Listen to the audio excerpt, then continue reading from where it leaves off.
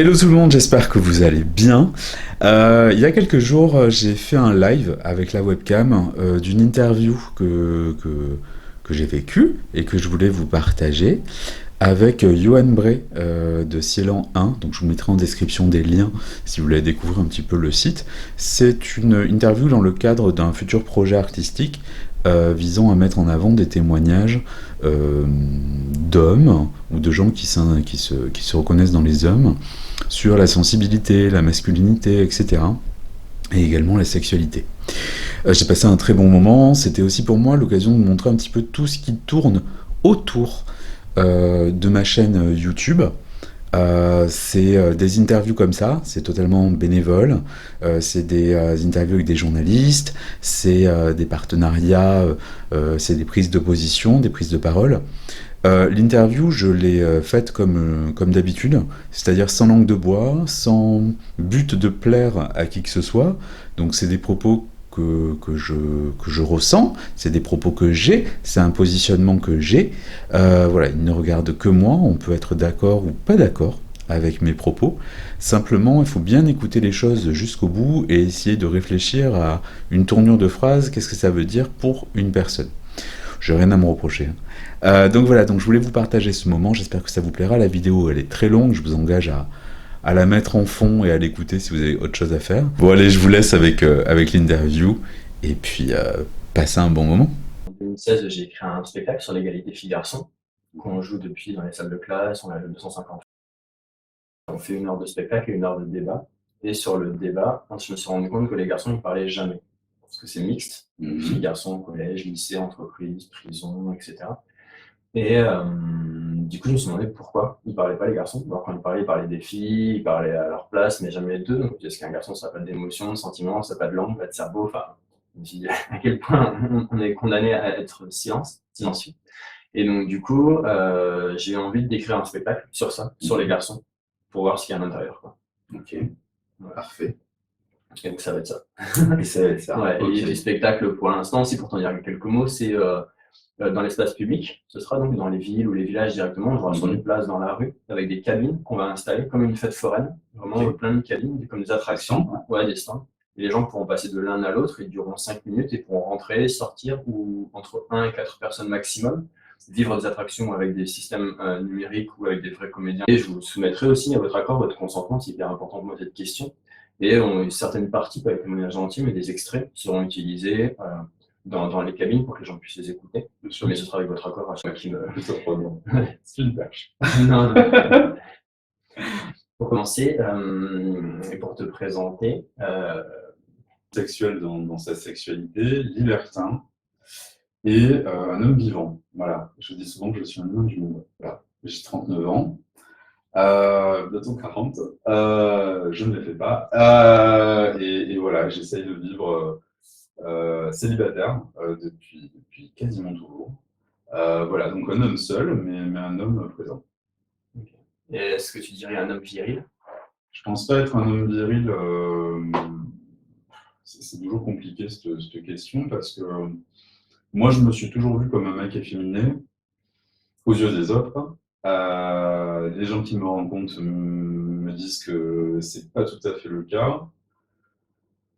Je me pose plus trop la question en fait. Je vis tout court. Je plais ou je déplais. J'ai des activités publiques où je me montre. Donc le regard de l'autre, la critique facile, c'est mon quotidien. Donc voilà, j'essaie juste d'être en adéquation avec moi-même et c'est pas si simple que ça. Alors si en plus je rajoute la virilité ou la non-virilité, voilà, j'essaie juste de plaire à l'autre et de me plaire à moi-même, et ça c'est assez bien. Et tu dis viril, pas trop féminin, en quoi tu es féminin? J'ai, suivant les codes, en tout cas, c'est plus dans les regards de l'autre, hein. Je pense qu'il y a des blessures d'enfance ou des blessures d'adolescence qui restent.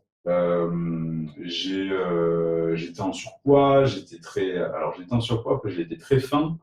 J'étais un peu maniéré dans le sens où j'étais plutôt doux, j'étais pas dans les trucs de brut.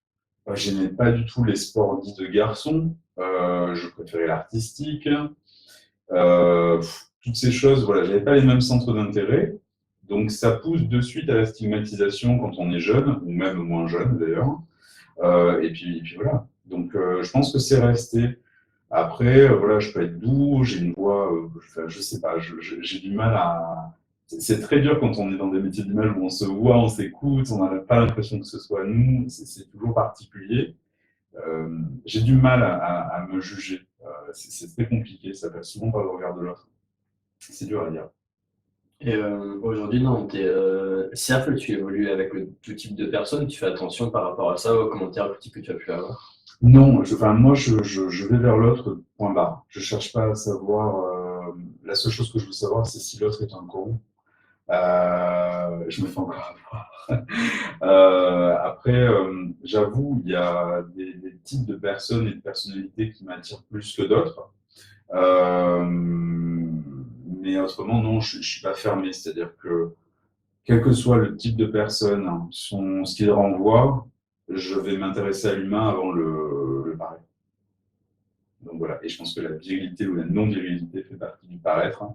Donc voilà, certains en jouent, d'autres voilà, sont faux. Et pour ça, il vaut mieux s'intéresser de ce qu'il y a à l'intérieur. Et tout à l'heure, tu as, en te présentant, abordé déjà un sujet en parlant de libertin. Par rapport à ça, à l'aspect séduction, drague, relations sexuelles, le fait d'être masculin ou pas masculin, viril, pas viril ou féminin, comment tu le vis, cet endroit-là? C'est un vrai merdier remarque que c'est un vrai merdier dans la sexualité, à la fois gay et hétéro. Dans les deux cas, j'ai les deux casquettes. Quand on va sur les réseaux web, les applications de rencontre, qu'elles soient libertines ou gays, en fait, tu as toujours plein de références au style et à la mascu ou à la virilité qui n'en est pas une, qui est celle qu'on proclame. Sur les réseaux, on va dire gays, ça va être ce qu'ils appellent. Par contre, il y en a aussi qui cherchent ça. Donc, ça se respecte. Moi, c'est vrai que je suis pas un dragueur. C'est pour ça que j'évolue plus dans une sphère libertine festive, des gangbangs, des trucs, une pièce rapportée du couple, où je suis juste un sextoy, ou un plaisir du moment. C'est quelque chose que j'assume. Il n'y a aucun problème là-dessus. Les relations amoureuses ne se sont jamais présentées, donc j'ai pas eu ce problème. Et même dans ma sexualité gay, j'ai de plus en plus de mal à rencontrer des gens. Donc, c'est toujours délicat. Mais ouais, c'est un jeu de rôle. Faut pas l'oublier, hein, la séduction est un jeu de rôle. Et du coup, j'ai remarqué des fois quelques questions provocantes, hein, mais elles le font pas mal. Est-ce que tu viens de dire dans les relations sexuelles que tu étais comme un objet rapporté, et même un sextoy? Et donc, du coup, dans tes relations sexuelles, hétéro comme homo, tu ne serais qu'un phallus? Je suis un phallus ou un anus. Moi, je suis la totale. Il n'y a pas de problème là-dessus. Non, je suis aussi un humain derrière parce que bon, il y a quand même un peu de discussion parfois, mais il y a des fois où c'est purement sexuel. Je suis un bout de viande. Je suis un bout de viande sympathique hein, quand même, hein. Mais je reste un bout de viande. Faut pas se mentir. Mais on est là aussi pour ça, et c'est dans la bienveillance, hein. Encore une fois, c'est ce que je disais. On peut, tout dépend de la relation qu'on a avec l'autre. On peut être dans un jeu avec quelqu'un con, hein, ou une conne. C'est pas là dans les deux sens. Donc, faut juste se renseigner avant. Et tu le fais pourquoi? Pour la performance, pour la diversité, pour...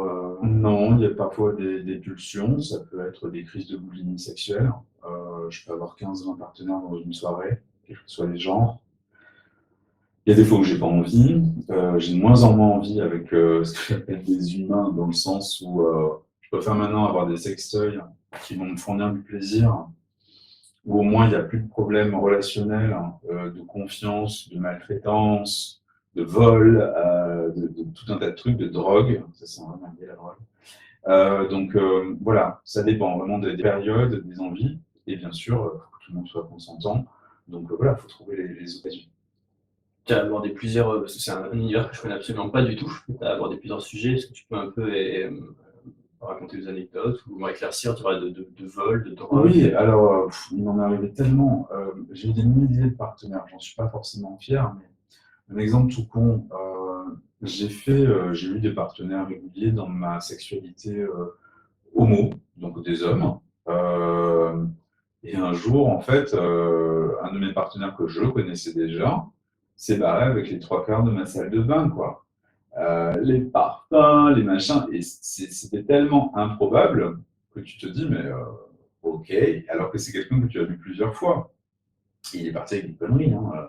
Mais c'est fou. Et pareil, dans des relations, alors par contre, hétérosexuelles, il s'est passé la même chose. J'étais dans un gangbang, donc c'est une pluralité avec plusieurs hommes et une femme. Très bon gangbang au passage. Et en fait, il y a une des personnes, donc en fait, si tu veux, les mecs arrivent au fur et à mesure, et donc on pose nos affaires.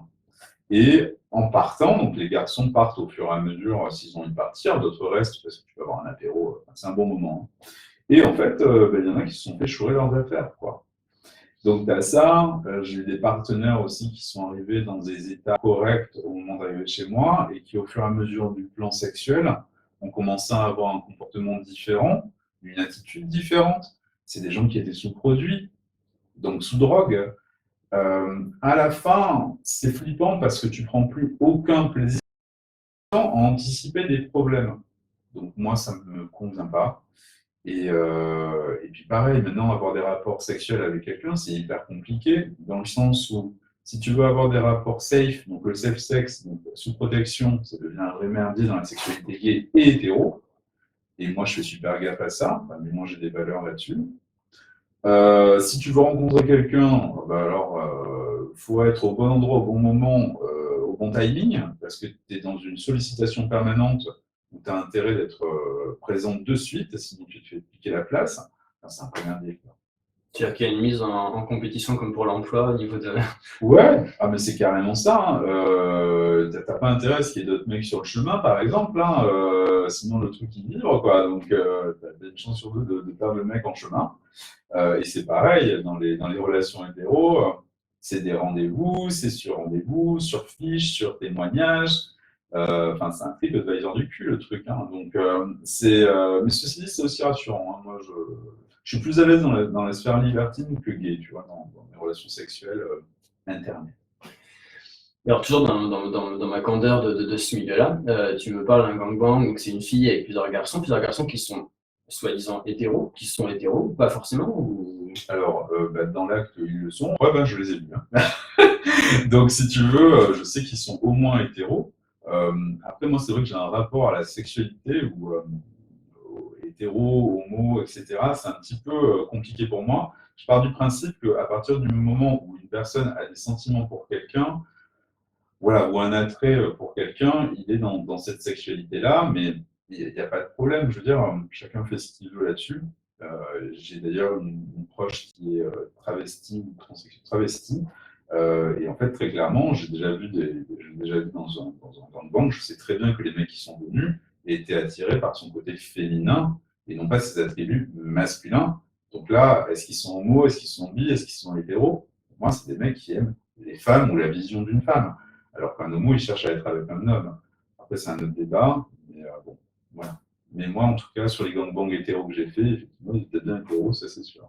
Il se passe rien entre eux. Non, non. Un, c'est pas le but. Deuxièmement, on est, comme je le disais, des pièces rapportées. Donc, on est là pour faire plaisir à un couple ou à une femme. Donc, voilà. Il y a de la camaraderie ou pas. Ça dépend des endroits, ça dépend de l'organisation, ça dépend de plein de trucs. Moi, je me suis fait des potes de gangbang qui sont hétéros, avec qui on sort, etc., boire des coups, où on participe à des soirées. Mais il y en a d'autres, très clairement, ils n'ont pas adressé la parole, ils n'ont pas dit bonjour, ils ont tiré leur coup, ils se sont barrés. Mais ça, c'est pareil, on a tous une façon de penser qui est différente et légère. Mais vous voyez mutuellement à poil et en action sexuelle, si je puis dire. Oui, c'est exactement ça. D'ailleurs, c'est assez perturbant parce que quand tu es avec un autre gars, par exemple en double pénétration, tu vois pas la nana, hein, tu vois les mecs, tu vois Michel en face, tu vois. Donc c'est assez perturbant et puis. Et tu sens son corps.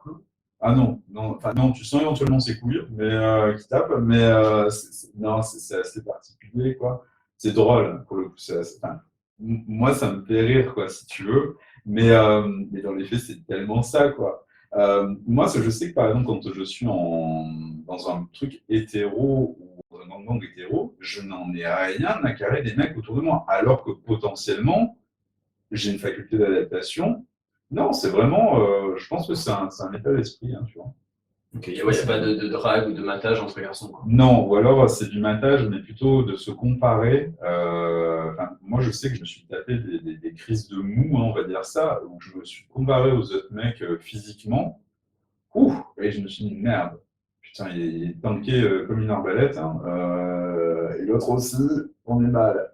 Donc voilà, après, c'est plus ces comparaisons-là, où tu vas regarder les performances de l'autre, comment il agit, pour faire soit souvent pareil, tu copies un petit peu, soit carrément l'inverse, hein.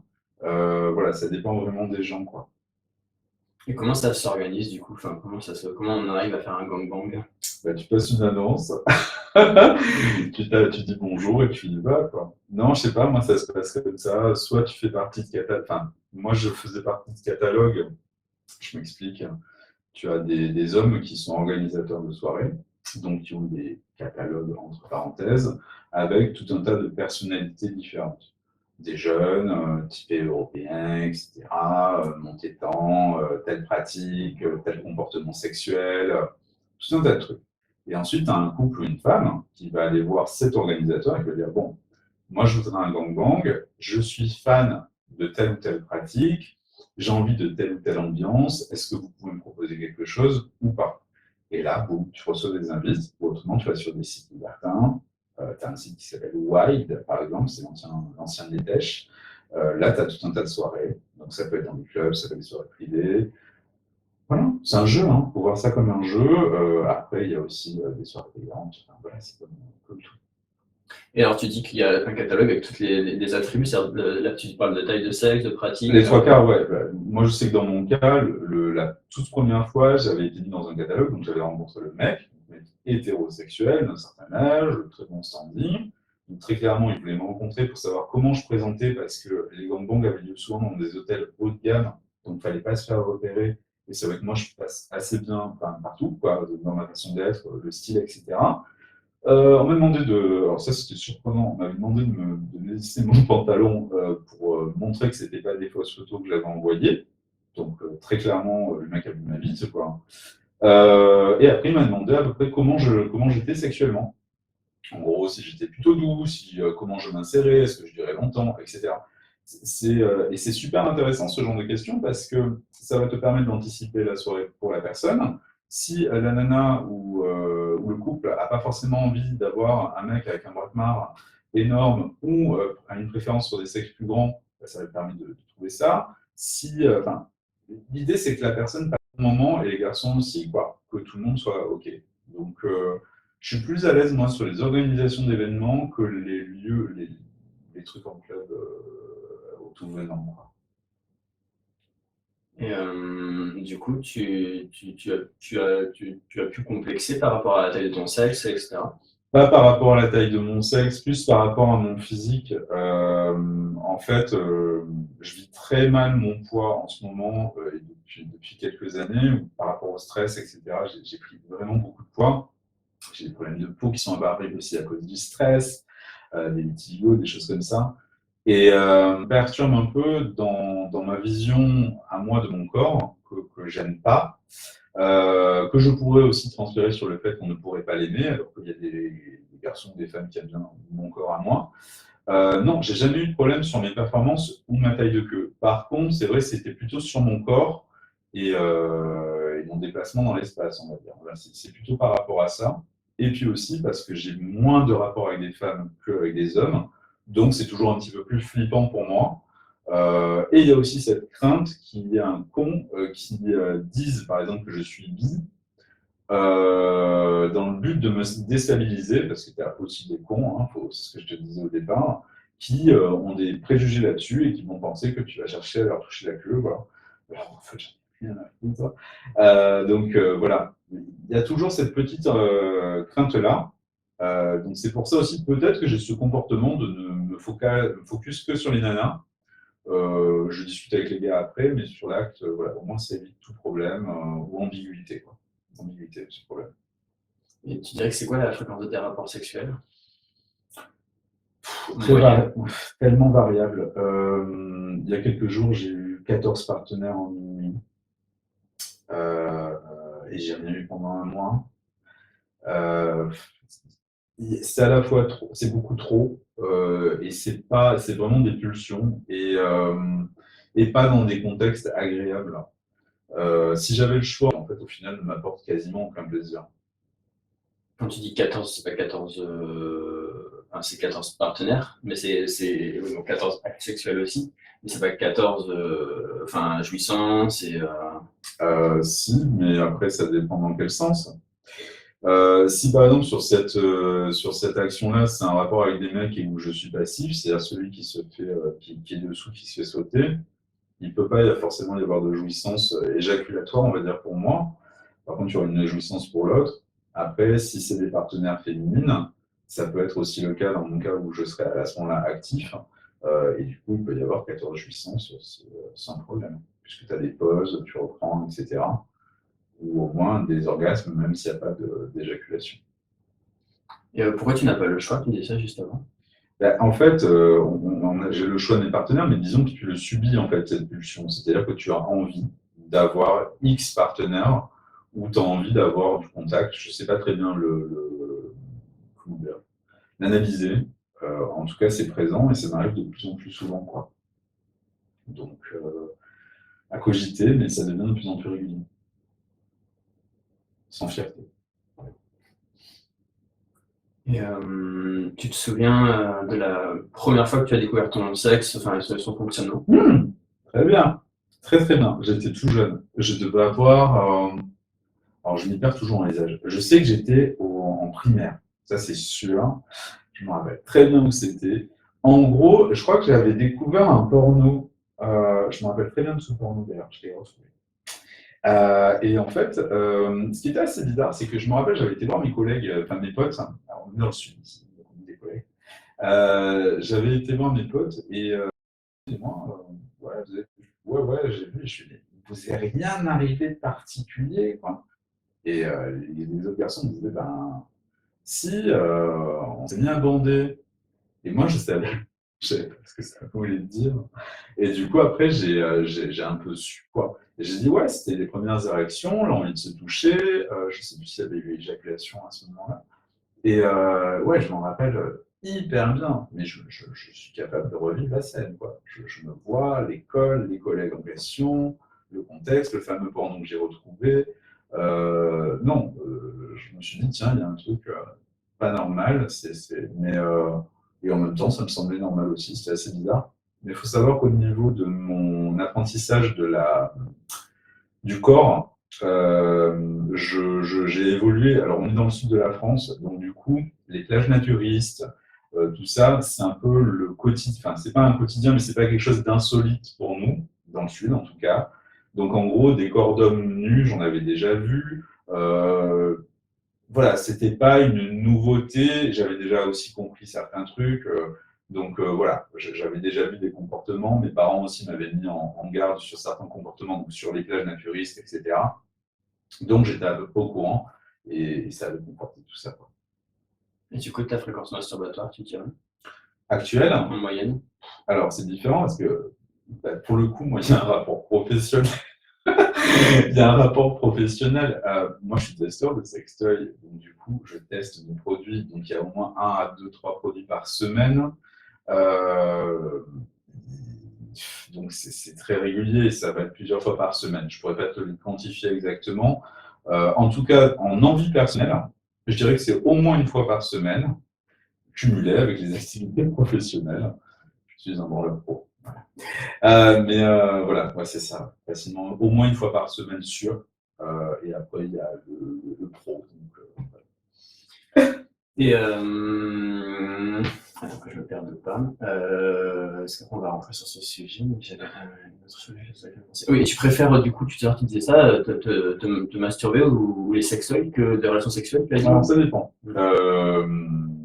J'aime beaucoup pénétrer des femmes et avoir des rapports sexuels avec des femmes. J'aime aussi me faire sauter très clairement.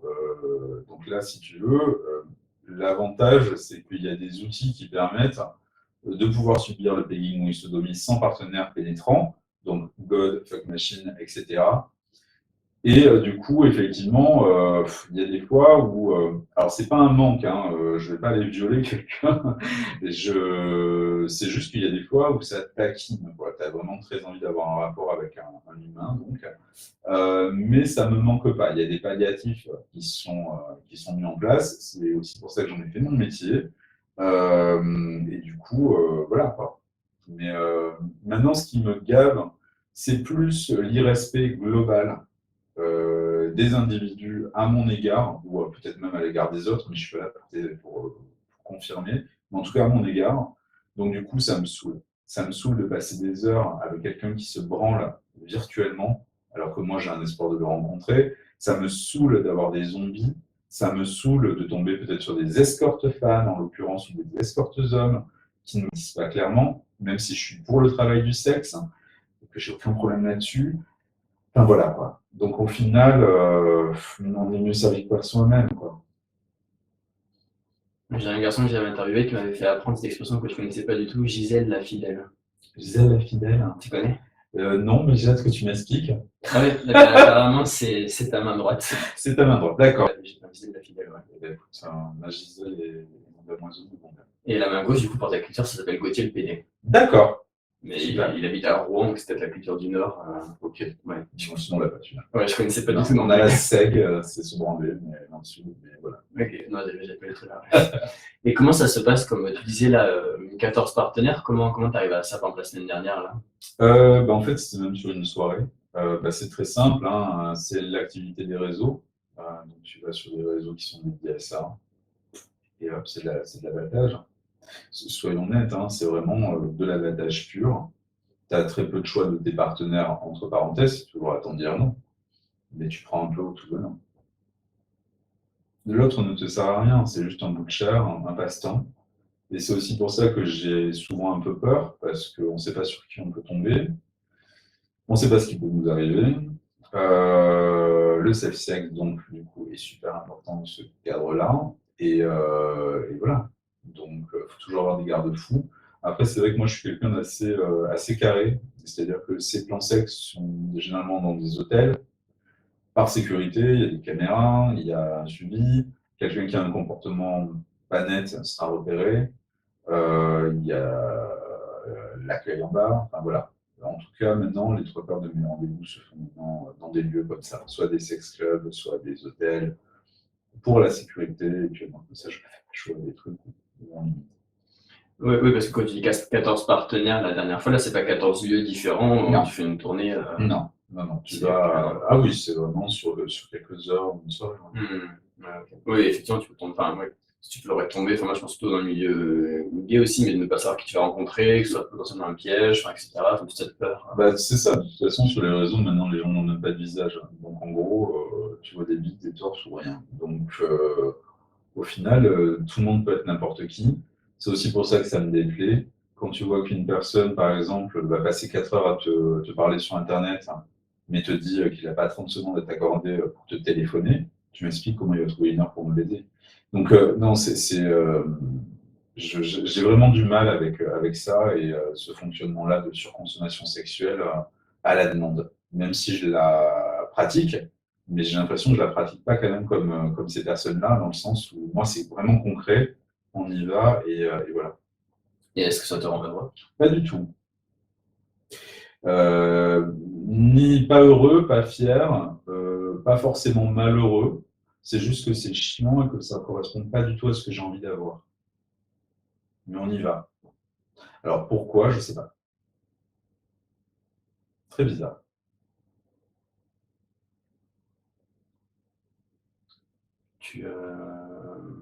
Est-ce que ce serait une addiction?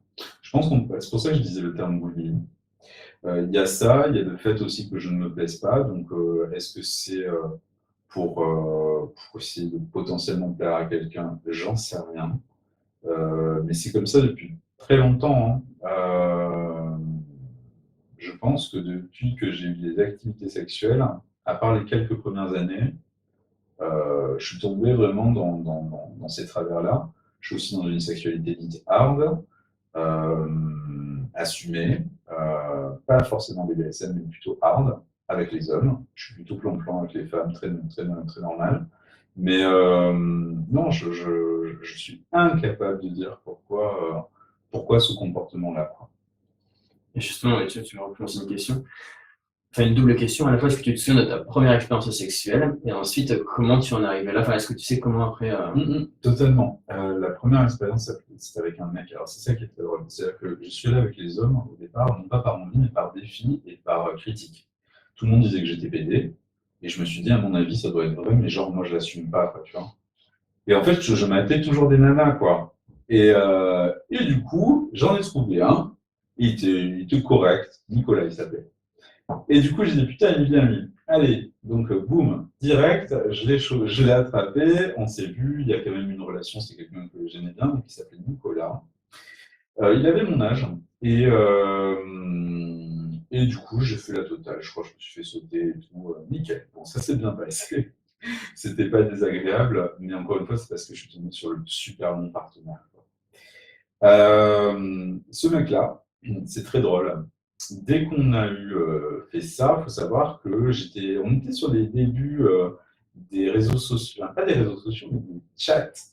Et à l'époque, ce truc, c'était Caramel. C'était un espèce de chat en ligne. Et donc, c'était par ville, tout ça. Et donc, moi, je devais avoir quoi, 18 ou 19 ans. Et ce mec-là, donc, il n'était pas à côté de chez moi, quand même. Et on s'est vu. Et à l'époque, je commençais à sortir un petit peu dans les lieux gays, enfin, en boîte, quoi, en règle générale. Donc c'était marrant parce qu'on était la nouvelle génération qui débarquait dans ces lieux-là. Et tous les deux, on était quand même assez à part des gens qui étaient dans ce milieu-là, qui étaient très festifs, pour le coup très efféminés, etc. Moi, je l'étais un petit peu, lui était très masculin.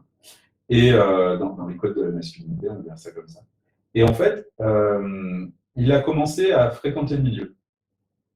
Boîte, on va dire alcool, soirée. Moi, c'était pas mon cas.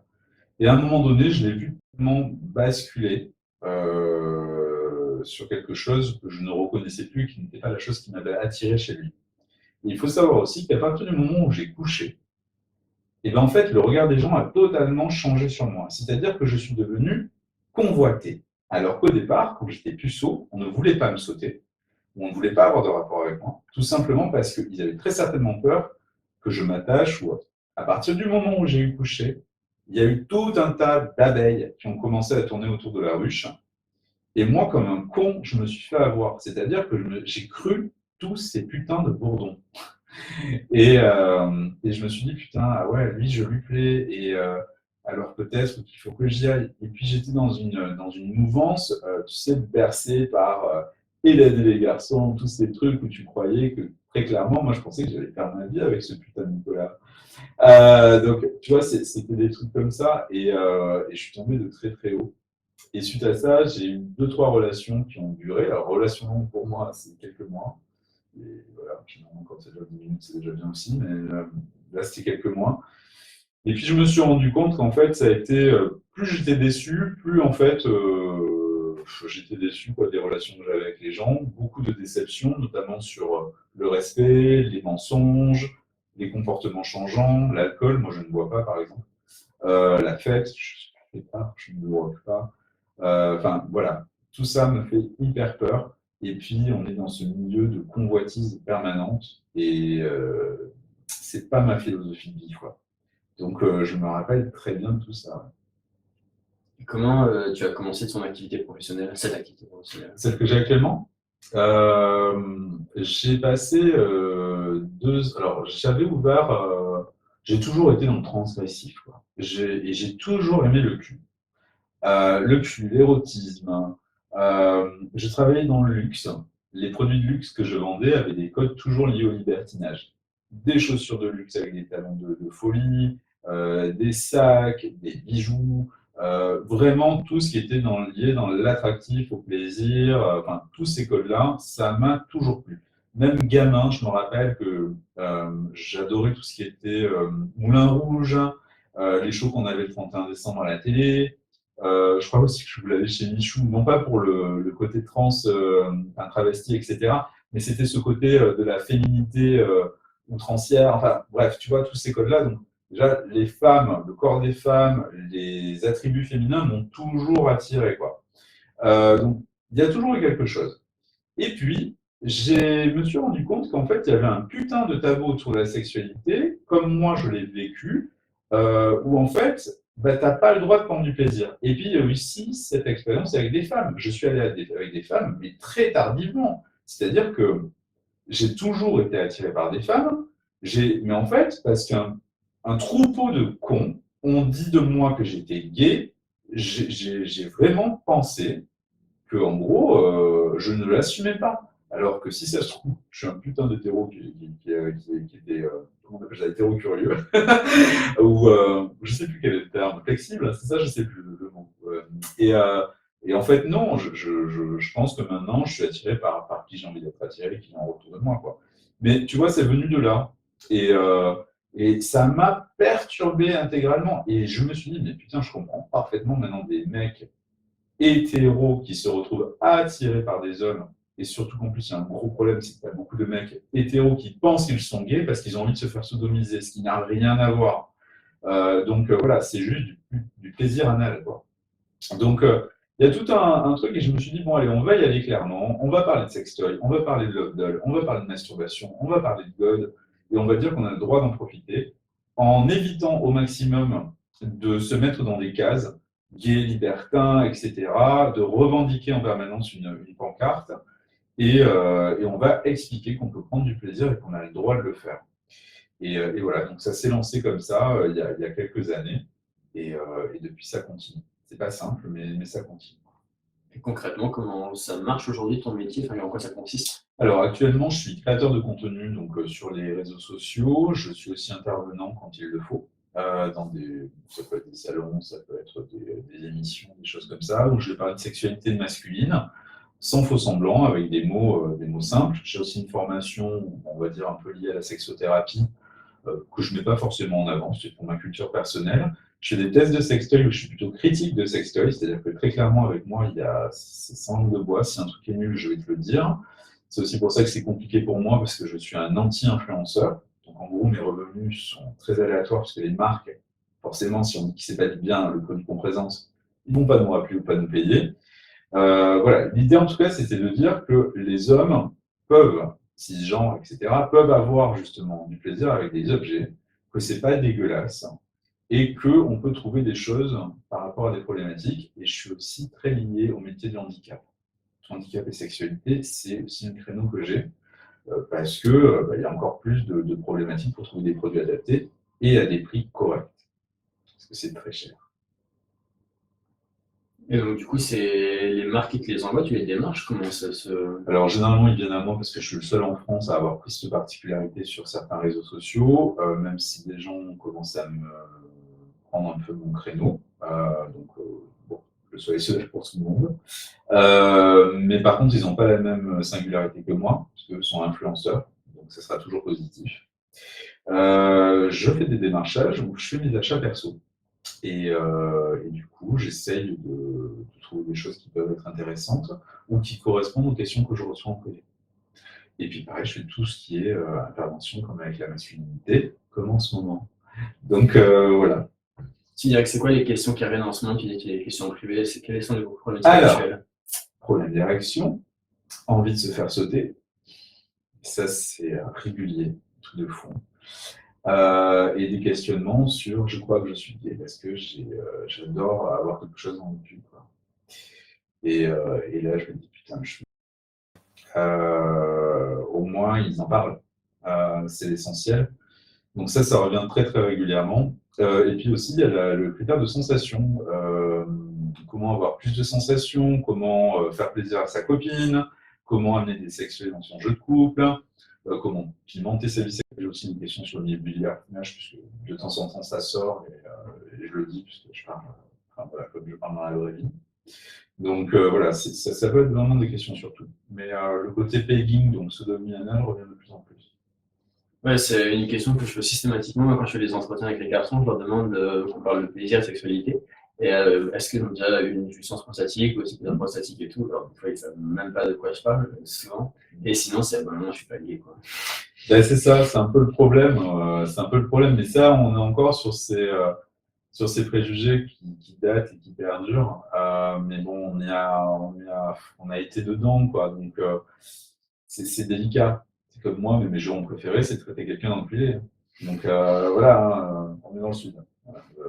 Mais c'est ça. Et je passe du coq à l'âne. Est-ce que lors de ces soirées que tu fais, libertines, avec les garçons et tout, je crois que tu as quand même répondu, mais je repose la question au cas où, tu prends des drogues ou de l'alcool? Justement, non. Alors, moi, j'aime pas les drogues. Allez, si, un petit peu de popper, ça. Une drogue? Du poppers, mais de façon modérée. Donc, en gros, pour les gens qui ne savent pas, c'est un produit à respirer qui est vendu en supermarché, en bureau de tabac et en sex shop, je tiens quand même à le dire, et qui va rendre le côté un petit peu euphorisant et qui peut avoir des propriétés décontractantes à certains endroits. Bon, il y a ça. Je ne bois pas d'alcool, parce que j'aime pas ça et que j'aime être maître de tout ce qui se passe autour de moi. Et les drogues, c'est pareil, je déteste ça. Et en plus, en ce moment, il y a un fléau qui s'appelle le slam et le chemsex, où en fait, je ne comprends pas l'intérêt de prendre ces drogues-là, dans le sens où les gens sont totalement déconnectés. Donc en gros, il peut y avoir des gros accidents qui sont faits à cause de ça.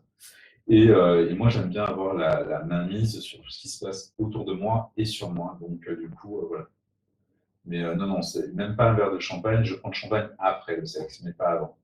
Et alors, pareil, novice que je suis, tu as donné 2 mots en anglais que je connais même pas. Tu peux m'expliquer? Le chemsex et le slam. Alors le slam, je m'y connais pas très bien, mais en gros, je crois que c'est de l'intraveineuse, donc on peut dire quand même que c'est de la drogue hyper dure, c'est violent, quoi. Et le chemsex, c'est tout simplement le chemical sex, donc le sexe sous-produit. Donc ça peut être du G, donc du GHB, ça peut être des pilules, ça peut être de la coke, ça peut être tout un tas de produits différents, dans le but de soi-disant passer une bonne soirée. Bon, ben, il y en a, ils n'ont pas terminé la soirée, ils ont claqué sur le carreau. Hein. Donc, mais j'espère qu'elle était bonne. Et le problème de tout ça, c'est que c'est ce qui s'est passé pour moi avec des gens proches. Le souci, c'est que quand la personne arrive, elle est normale. C'est au fur et à mesure de la soirée que le produit va agir. Donc, tu t'en rends compte qu'à ce moment-là. Et le problème, c'est que toi, tu es responsable de cette personne et de ce qui se passe chez toi. Donc, c'est bien beau que les gens veulent se faire plaisir ou qu'ils soient dans leur délire, mais le problème, c'est que tu deviens, par la faute de l'autre, responsable de ce qui pourrait lui arriver. C'est violent, quoi. Donc, moi, j'ai pas envie d'être lié à ça. Peut-être eu des accidents? Oui. Envers moi, c'est-à-dire qu'une personne que je connaissais depuis des années, on était au restaurant avec cette personne, donc je veux dire, on était dans une relation, j'avoue, en plus je voulais plus qu'une relation sexuelle, donc on était vraiment dans une intimité. La personne est arrivée, donc comme d'habitude, et lors du plan sexuel, a commencé à avoir un comportement agressif à mon égard qu'il n'avait jamais eu durant les mois, voire années qu'il avait eu auparavant. Et le regard était devenu totalement vitreux. J'ai eu la peur de ma vie. J'ai eu la peur de ma vie, il ne m'est rien arrivé, mais ça a tout coupé, et d'ailleurs, je n'ai jamais voulu le revoir. C'est ça, et puis bien sûr, j'ai eu plein de gens autour de moi qui m'ont appris des décès, que j'ai été chercher à la police aussi, parce qu'ils étaient dans des soirées privées où il y en a un qui a claqué. Enfin voilà, quoi. Donc, non, ce n'est pas des choses qui me plaisent. Et ce qui m'effraie, c'est que c'est en train d'arriver dans le milieu libertin, alors qu'on le retrouvait vraiment dans le milieu gay uniquement. Toi, tu dirais que tu prends soin de toi? Je ne sais pas si je prends soin de moi, mais en tout cas, j'essaie de faire attention à moi et aux autres. Comment? Je mets beaucoup de préservatifs. Alors, beaucoup de préservatifs, ça ne veut pas dire les enfiler. En gros, je vais mettre des préservatifs pour sucer, me faire sucer, pour lécher, etc. Ce qui me vaut d'être souvent rejeté par mes partenaires, masculins et féminins. Je vais mettre des digues quand je fais des cunnilingus, voilà. Donc, le dig, c'est souvent on prend un préservatif en coupe pour le poser tout simplement. J'ai un gros problème avec le safe sex buccal, c'est-à-dire que les gens trouvent ça dérisoire et faussé. Je prends aussi ce qu'on appelle la PrEP, donc je n'ai pas le nom exact, mais en gros, c'est quelque chose qui permet de se protéger du VIH Le problème, c'est que moi, je la prends en complément des mesures que j'ai, parce que quand tu as 14-15 partenaires en quelques heures, tu ne peux pas forcément maîtriser tout ce qui va se passer, donc il peut y avoir un accident. Donc je la prends en complément. Ce qui m'énerve, c'est que la PrEP a été maintenant est présentée comme un faire-valoir pour ne pas utiliser des capotes. Et c'est ça qui rend d'ailleurs le safe sex de plus en plus dur, parce que tu as plein de conneries qui sortent, d'IST et compagnie, qui peuvent, alors même si on te dit que c'est bénin et que ça se soigne, ça a des putains de conséquences dans ta vie perso, professionnelle, humaine, relationnelle, qui sont pas négligeables, et je trouve que les gens ont tendance à l'oublier. Donc en prenant soin de moi, je prends soin de l'autre. Et est-ce que tu as des rituels De quel type? avec ton corps ou mental, c'est-à-dire des choses que tu fais régulièrement Liées au sexe? Non, pas dans forcément. la vie. Ouais, non. En ce moment, non, il n'y a plus trop de rituels. J'essaye de m'aimer. C'est pas simple. C'est pas simple. Là, j'essaie de me forcer à faire des trucs, genre aller au sport, me forcer à sortir. Parce que les aléas de mon métier, c'est que maintenant, on devient de plus en plus casanier. Et c'est compliqué. Et en plus, je prends plus trop de plaisir et je commence à déclencher des crises je sais pas, d'agoraphobie, enfin bref, j'ai de plus en plus peur de l'autre, je ne sais pas pourquoi, je pense que c'est lié à tout ce qu'on a évoqué déjà. Mais donc maintenant, j'essaie de me forcer à sortir, j'essaie de me forcer à faire du sport, j'essaie de me forcer à rencontrer, j'essaie voilà, de limiter le sexe, d'avoir moins de crises, on va dire de boulimie ou de groupe, voilà, et d'essayer de prendre du plaisir et de me retrouver, et j'essaie de me forcer aussi à avoir une relation sérieuse, et ça c'est très compliqué. Justement, tu as un peu tout à l'heure répondu, mais je repose quand même la question. C'est quoi ta stratégie de drague? Il n'y en a pas. Il n'y en a pas, mais en fait, j'essaie d'être moi-même au maximum. Le problème, c'est que ça veut dire parfois, et c'est une erreur, de faire ressortir mes défauts avant mes qualités. Parce que du coup, comme je suis plus sur des rapports sexuels à la consommation immédiate, en fait, on ne discute pas, on s'en fout. Par contre, moi, mon souhait, c'est d'avoir une relation sérieuse avec quelqu'un. Donc, du coup, je n'ai pas envie d'être une pub mensongère. Et c'est ça qui m'emmerde, c'est que quand je rencontre quelqu'un dans un mode plan cul et qu'il y a un suivi, j'ai l'impression d'être vraiment une pub mensongère dans le sens où les trois quarts des trucs que je fais en plan cul, une fois que je suis en couple ou avec quelqu'un que j'aime bien, je deviens une putain de marmotte. Et je fais plus les trois quarts des choses que j'ai proposées le jour J. Et ça peut être problématique parce que j'ai plus du tout les mêmes envies. Donc parfois je me sabote un peu, je pense, à montrer un côté des traits de caractère qui ne sont pas les miens, ou qui sont les miens mais que j'ai exagéré, à aller dans le conflit. On dirait que je veux saboter toutes mes relations. C'est assez bizarre. C'est pareil avec les garçons, les filles et les gens que j'aime en règle générale, mes amis ou ma famille. Est-ce que tu montres tes émotions facilement? Je pense que je suis hypersensible et que je les cache en permanence pour pas me faire mal. En tout cas, toute émotion qui arrive est dite de façon positive ou violente. Enfin, violente, tout est relatif, mais en tout cas, je ne pèse jamais mes mots, ce qui me vaut beaucoup de problèmes relationnels et même professionnels, mais ça sort comme ça vient. Et le rapport aux larmes, aux pleurs? En ce moment, je fais que chialer, je ne sais pas pourquoi. Moindre truc m'émeut, je dois être en dépression. Ou c'est l'hiver. Non, j'ai pas peur de les montrer, même si parfois, par fierté, j'ai pas envie de donner, de montrer mes faiblesses ou même pas mes faiblesses, mais une certaine humilité derrière les larmes ou même derrière les baisers que j'ai pas envie de donner à tout le monde. Donc voilà, je vais peut-être m'isoler. Il y a des gens avec qui j'ai pas peur de dire ce que je ressens. J'ai toujours été très transparent en fait avec tout le monde. Je pars du principe qu'à partir du moment où on ne veut pas dire quelque chose, c'est qu'il y a un problème. Et j'ai pas envie de croire que moi j'ai un problème ou que ce que je fais et ce que je dis est un problème. Donc voilà. Tu as déjà vu ton père pleurer? J'ai pas vu mon père pleurer, mais c'est vrai que j'ai majoritairement été éduqué par ma mère. Donc du coup, les relations que j'ai eues paternelles étaient plutôt limitées. Après, j'ai eu un beau-père, pareil, où la relation était pas complice. Il y avait beaucoup de respect, mais pas complice. Donc, c'est pas des choses qui... J'ai jamais eu ces discussions-là. Par contre, ma mère ne m'a rien caché de ses relations, de ses relations à l'autre, de comment il était, etc. Donc là-dessus, j'avais une pleine vue, une pleine conscience sur le sujet. Ma mère m'a éduqué en me disant qu'il faut être fort, il faut être ceci, il faut être cela. Et encore une fois, je n'ai pas voulu écouter, j'ai tracé la route que j'avais envie d'avoir. C'est pour ça que ça me fait toujours rire quand on parle d'éducation et d'idées. Je pense qu'à un moment donné, on a le savoir-être pour prendre ses propres décisions. Mais il faut les assumer. J'ai l'impression d'avoir un... Ah, c'est le frigo. Ouais. Avec Tu parles un frigo ? Ah oui, il y a un buzz qui est arrivé, c'est le frigo. Et ton rapport à la violence? J'ai horreur de ça. J'aime pas ça, j'aime pas la violence verbale, j'aime pas la violence physique.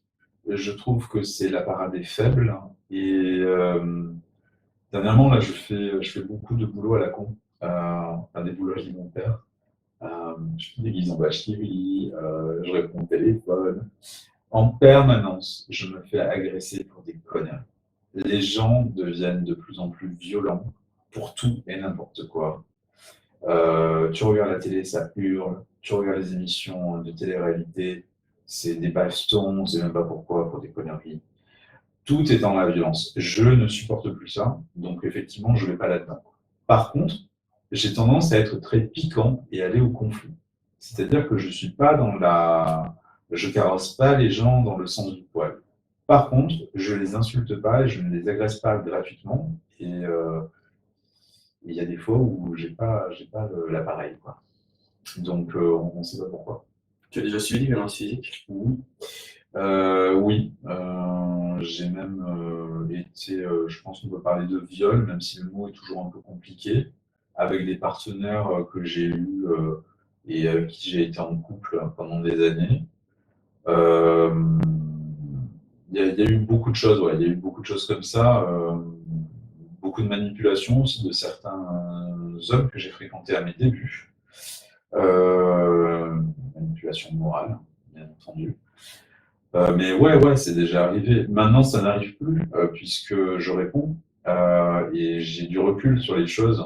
Mais effectivement, surtout quand j'étais jeune, ouais, je me suis fait avoir pas mal de fois. Ouais. Comment? Pourquoi? J'étais assez crédule.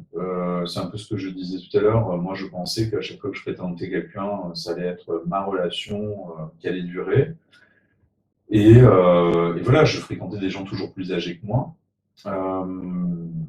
J'ai été dans le travail du sexe. J'ai fait des choses que j'assume parfaitement, diverses là-dessus.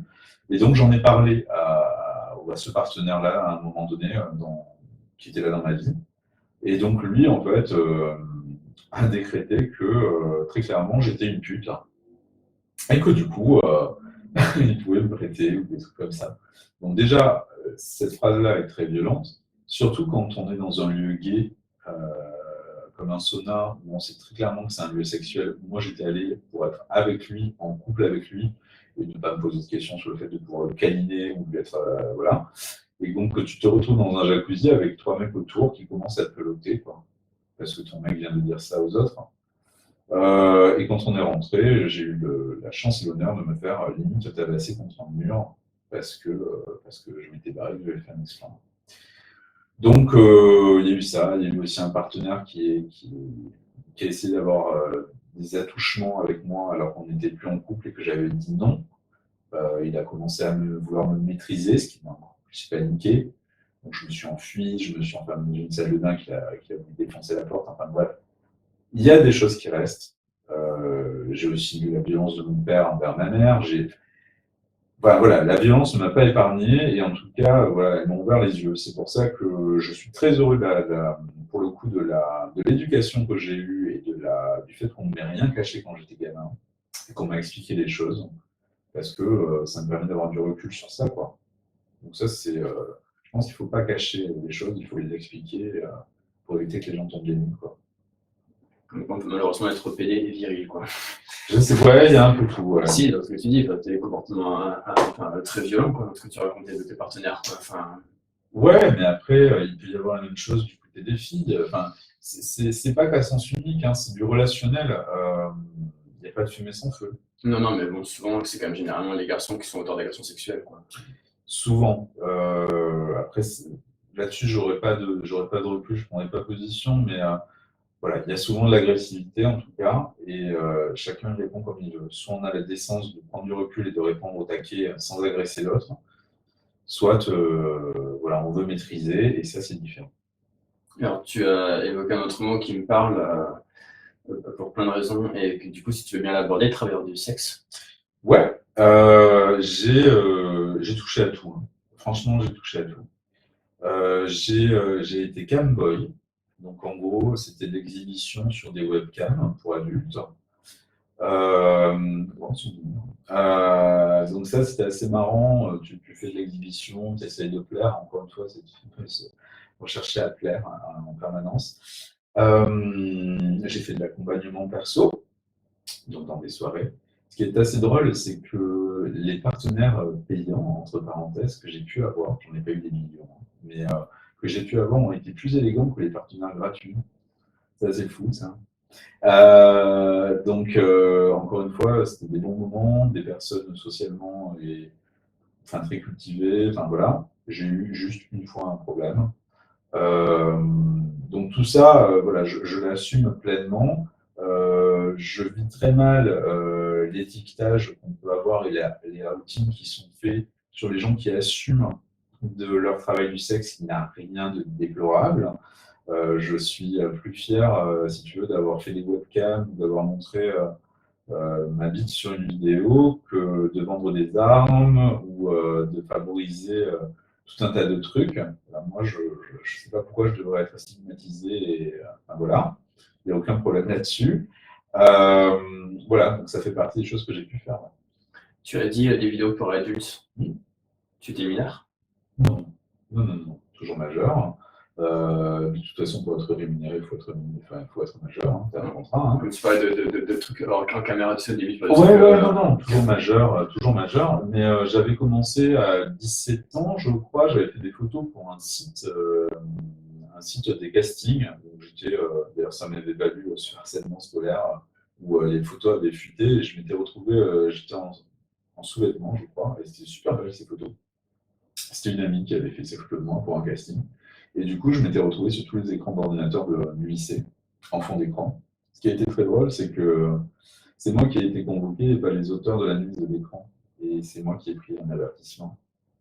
C'est assez fou, en fait. Donc voilà, c'est aussi pour ça que je m'étais engueulé avec mon directeur d'école. Je suis un chien, en fait. Donc voilà, quand quelque chose me paraît inadmissible, voilà, je prends les dispositions, je ne suis pas chez le monde. J'assume, mais je mets les gens face à leurs compétences. Est-ce que tu sais qui étaient les auteurs de ça? Grave, toute ma classe.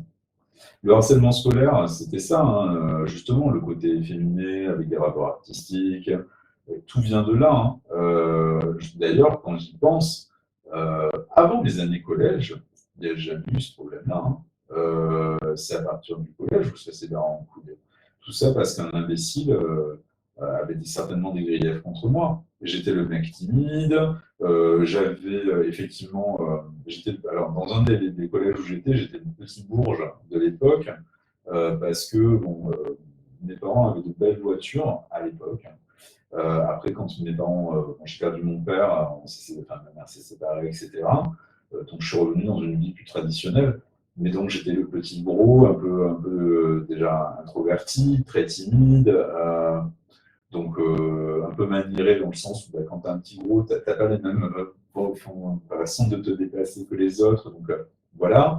J'avais des vêtements qui étaient sympas parce que bah, j'étais fils de commerçant, donc c'est des vêtements colorés, des trucs comme ça. Alors qu'en fait, on était très loin des codes habituels. Et puis en plus, c'était pas les mêmes régions. Donc, mes vêtements du Sud n'étaient pas forcément. Enfin voilà, c'était totalement différent, quoi. Et puis j'étais très esselé, donc les seuls amis que j'avais étaient des femmes, des filles, donc ça a amplifié ce système-là, enfin bref. Et c'est de là que tout est venu. Hein. Et alors que du coup, après, une fois plus adulte, et que j'ai quitté tout ce milieu-là, non, ça a roulé tout seul. d'ailleurs, après, je suis avec des filles par moi-même, quoi. Donc, comme quoi, hein, les critiques peuvent complètement destroy la sexualité, l'identité de quelqu'un, alors qu'en fait, voilà, j'étais juste un mec normal, quoi. C'est triste. J'essaie de pas faire de jugement pendant l'entretien. Je l'investis. Est-ce que les harceleurs étaient plutôt des garçons ou c'était mixte? Ah non, c'est carrément mixte. Et c'était d'ailleurs très très dur à vivre. J'étais fils, enfin je suis toujours, ma mère a vendu. Je travaillais dans une boutique locale. Cette boutique vendait des accessoires de mode. Et ma mère, ça n'a jamais compris. C'était très dur parce qu'au collège, donc j'étais déjà dans une position de soumission aux autres. Et le problème, c'est que les parents et les enfants de ma classe se servaient au magasin. Et ma mère, pensant bien faire, me disait « va les servir ». Tu te retrouves encore dans une position de soumission à l'autre, quoi. Et je disais non, j'ai pas envie. Et le problème, c'est que bah si, vas-y. Donc du coup, c'était non-stop, quoi. Et c'était en permanence. Tu te retrouvais toujours dans la servitude de l'autre. Et ça, c'est des trucs qui ont eu du mal à passer toujours confondus, hein. C'était vraiment pour toujours être. Il y avait les populaires et les impopulaires. Et moi, j'étais clairement dans les impôts, vraiment totalement impopulaire, quoi. Et j'étais avec mon groupe de nazes, quoi, mais que j'aimais, hein. Donc, très bizarre. Tu dirais que ça a changé ça aujourd'hui? Ça n'a pas forcément changé parce que même par rapport au métier que j'exerce, donc dans les métiers de l'influence, tu te retrouves assez vite catalogué. C'est-à-dire que tu as l'impression d'être dans une cour d'école géante, même au boulot, hein. J'ai travaillé pendant quelques années au Luxembourg, c'est là où d'ailleurs j'ai beaucoup grossi et j'ai très très mal vécu ce poste. Très bon poste, très gros salaire, etc. Et en fait, je me suis retrouvé dans un concours de quéquettes permanent où en fait, moi, chacun se faisait mousser, quoi. Et moi, très clairement, enfin, vraiment, j'ai été pris sur ce poste, mais c'est surréaliste, quoi. Je me suis retrouvé avec une tribu d'ingénieurs, alors que moi, j'étais totalement autodidacte. D'ailleurs, la personne qui m'a embauché, qui était une femme, m'a clairement dit à l'équipe, j'en ai trouvé un, il n'a rien à voir avec vous, il est carrément rock'n'roll. En plus, j'avais rien respecté de ce qu'on m'avait dit, on m'avait briefé pour l'entretien d'embauche. Surtout, tu ne dis pas qu'elle travaille dans le libertinage. La première chose que j'ai dit, c'est j'ai fait un site pour un site web libertin. L'autre, j'ai rien fait de ce qu'il fallait. J'avais pas les codes, les habits, les cravates, tous ces machins. Ouh, j'ai dit non, je suis habillé, déjà c'est bien. Et en fait, ça s'est très bien passé, sauf qu'en fait, je me suis rendu compte que j'étais la personne à abattre du groupe. Parce que le fait de ne pas être comme eux, avec tout le bagage, on va dire, d'éducation, de formation, etc., et en plus que je réussisse, putain, je me suis retrouvé le mec à abattre, quoi. Et c'est pareil dans le milieu de l'influence. Dès que tu vas à l'encontre de quelqu'un, ou que tu n'as pas les mêmes idées, ou que tu n'as pas envie d'être dans les codes et mouvances du moment, on te prône la liberté d'expression, mais en fait, non, on te prône la liberté d'expression corporate à avoir et qu'il faut avoir en permanence. On ne te demande pas d'être mitigé, on te dit d'être un extrémiste. Un extrémiste féministe, un extrémiste bienveillant, un extrémiste inclusif. En fait, même si tu ne le penses pas, il faut que tu le sois. Et si tu as le malheur de faire une bourde, on va te cyberharceler, alors que l'autre, qui n'en pense pas un mot, mais qui a tout fait parfaitement, n'aura jamais de problème. Je trouve ça hyper violent. Donc, en fait, pour moi, le cyberharcèlement et le harcèlement, il est partout. Professionnel, personnel, humain, il est partout. Et on ne peut pas y échapper. Et je me suis perdu, je savais pas où nous On veille les morts, je t'allume. Dans le noir. Je regarde les questions. Ah oui, si, c'est possible. Justement, par rapport à ce que tu disais, tu dirais plutôt compétition masculine ou solidarité masculine? Ah, complète. Très clairement complète. Mais après, ça dépend du cadre. Professionnellement, dans les milieux d'hommes où j'ai travaillé, il y a toujours eu de la compète. Mais en fait, partout en fait, où je suis, actuellement sur les réseaux sociaux, on te parle en nombre d'abonnés, en vues. Enfin, quand je te dis qu'on est sur un concours de beats permanent, c'est ça, quoi. Alors moi, les concours de beats, je peux les faire, mais alors les concours d'ego, je peux pas. C'est vraiment quelque chose qui me saoule. Euh, non, franchement, je ne pense pas avoir eu une expérience de solidarité dans mon rapport aux autres, en tout cas rarement. C'est plus de la compétitivité, oui. Encore j'ai eu de la chance, mais j'ai pas eu de trop mauvaises expériences, même si c'est pas très positive. Mais je pense qu'il y a eu des trucs pires, donc voilà, moi je m'en sors à peu près bien. Ou alors j'en suis parti avant que ça devienne grave. Et encore plus si on parle spécifiquement des garçons, quoi, et pas des filles. Je pense que c'est partout, hein. Il y a une compétition dans l'humain. Avec les hommes, mais même avec les filles, après je suis pas une fille, donc je peux pas te dire, mais je pense quand même qu'il y a quand même, on se compare beaucoup aux autres, quel qu'il soit, hein, quel que soit le métier, quel que soit le contexte. On va toujours regarder l'autre pour savoir ce qu'il fait, pour savoir comment il est, pour essayer de trouver ses points faibles, pour essayer de l'attaquer ou le maîtriser. C'est sain comme ambiance. Mais je ne vais pas mentir, moi-même je le fais. J'essaie de savoir qui est qui et qu'est-ce qu'il fait. Et je me compare indirectement. Après, il y a la façon de le faire et la façon de le dire. Mais ça serait fourbe de dire que moi-même, je ne le fais pas. La preuve en est, je compare mon corps, puisque je ne l'aime pas. Donc j'essaye de me dire, bon, je vais où Est-ce que je vais me mettre là parce que l'autre, il est moins bien que moi histoire de me valoriser à côté. Enfin, tu vois, il y a plein de trucs comme ça, quoi. Donc, c'est vachement dur. Mais je pense qu'indirectement, on le fait. Mais c'est vrai que moi, par contre, je me rappelle que depuis que je suis enfant, j'ai toujours détesté la compète. Ce qui a été vraiment, d'ailleurs, très compliqué parce que ça me rappelle des trucs d'enfance. Je me rappelle très bien que ma mère, je lui avais dit, excuse-moi, mais je ne veux plus aller à la piscine, ça me saoule, alors que j'adore ça. Et je lui dis, elle me dit pourquoi? Je fais, parce qu'il ne me parle que de compète. Moi, je veux juste aller nager. Et en fait, non, c'était chrono, compète, il faut aller là, il faut aller faire ceci. Et quand tu rentrais dans un truc, on te disait, ah ben non, c'est pour les championnats. J'en ai rien à foutre de vos championnats. Moi, je veux juste aller nager et que vous me disiez comment nager mieux.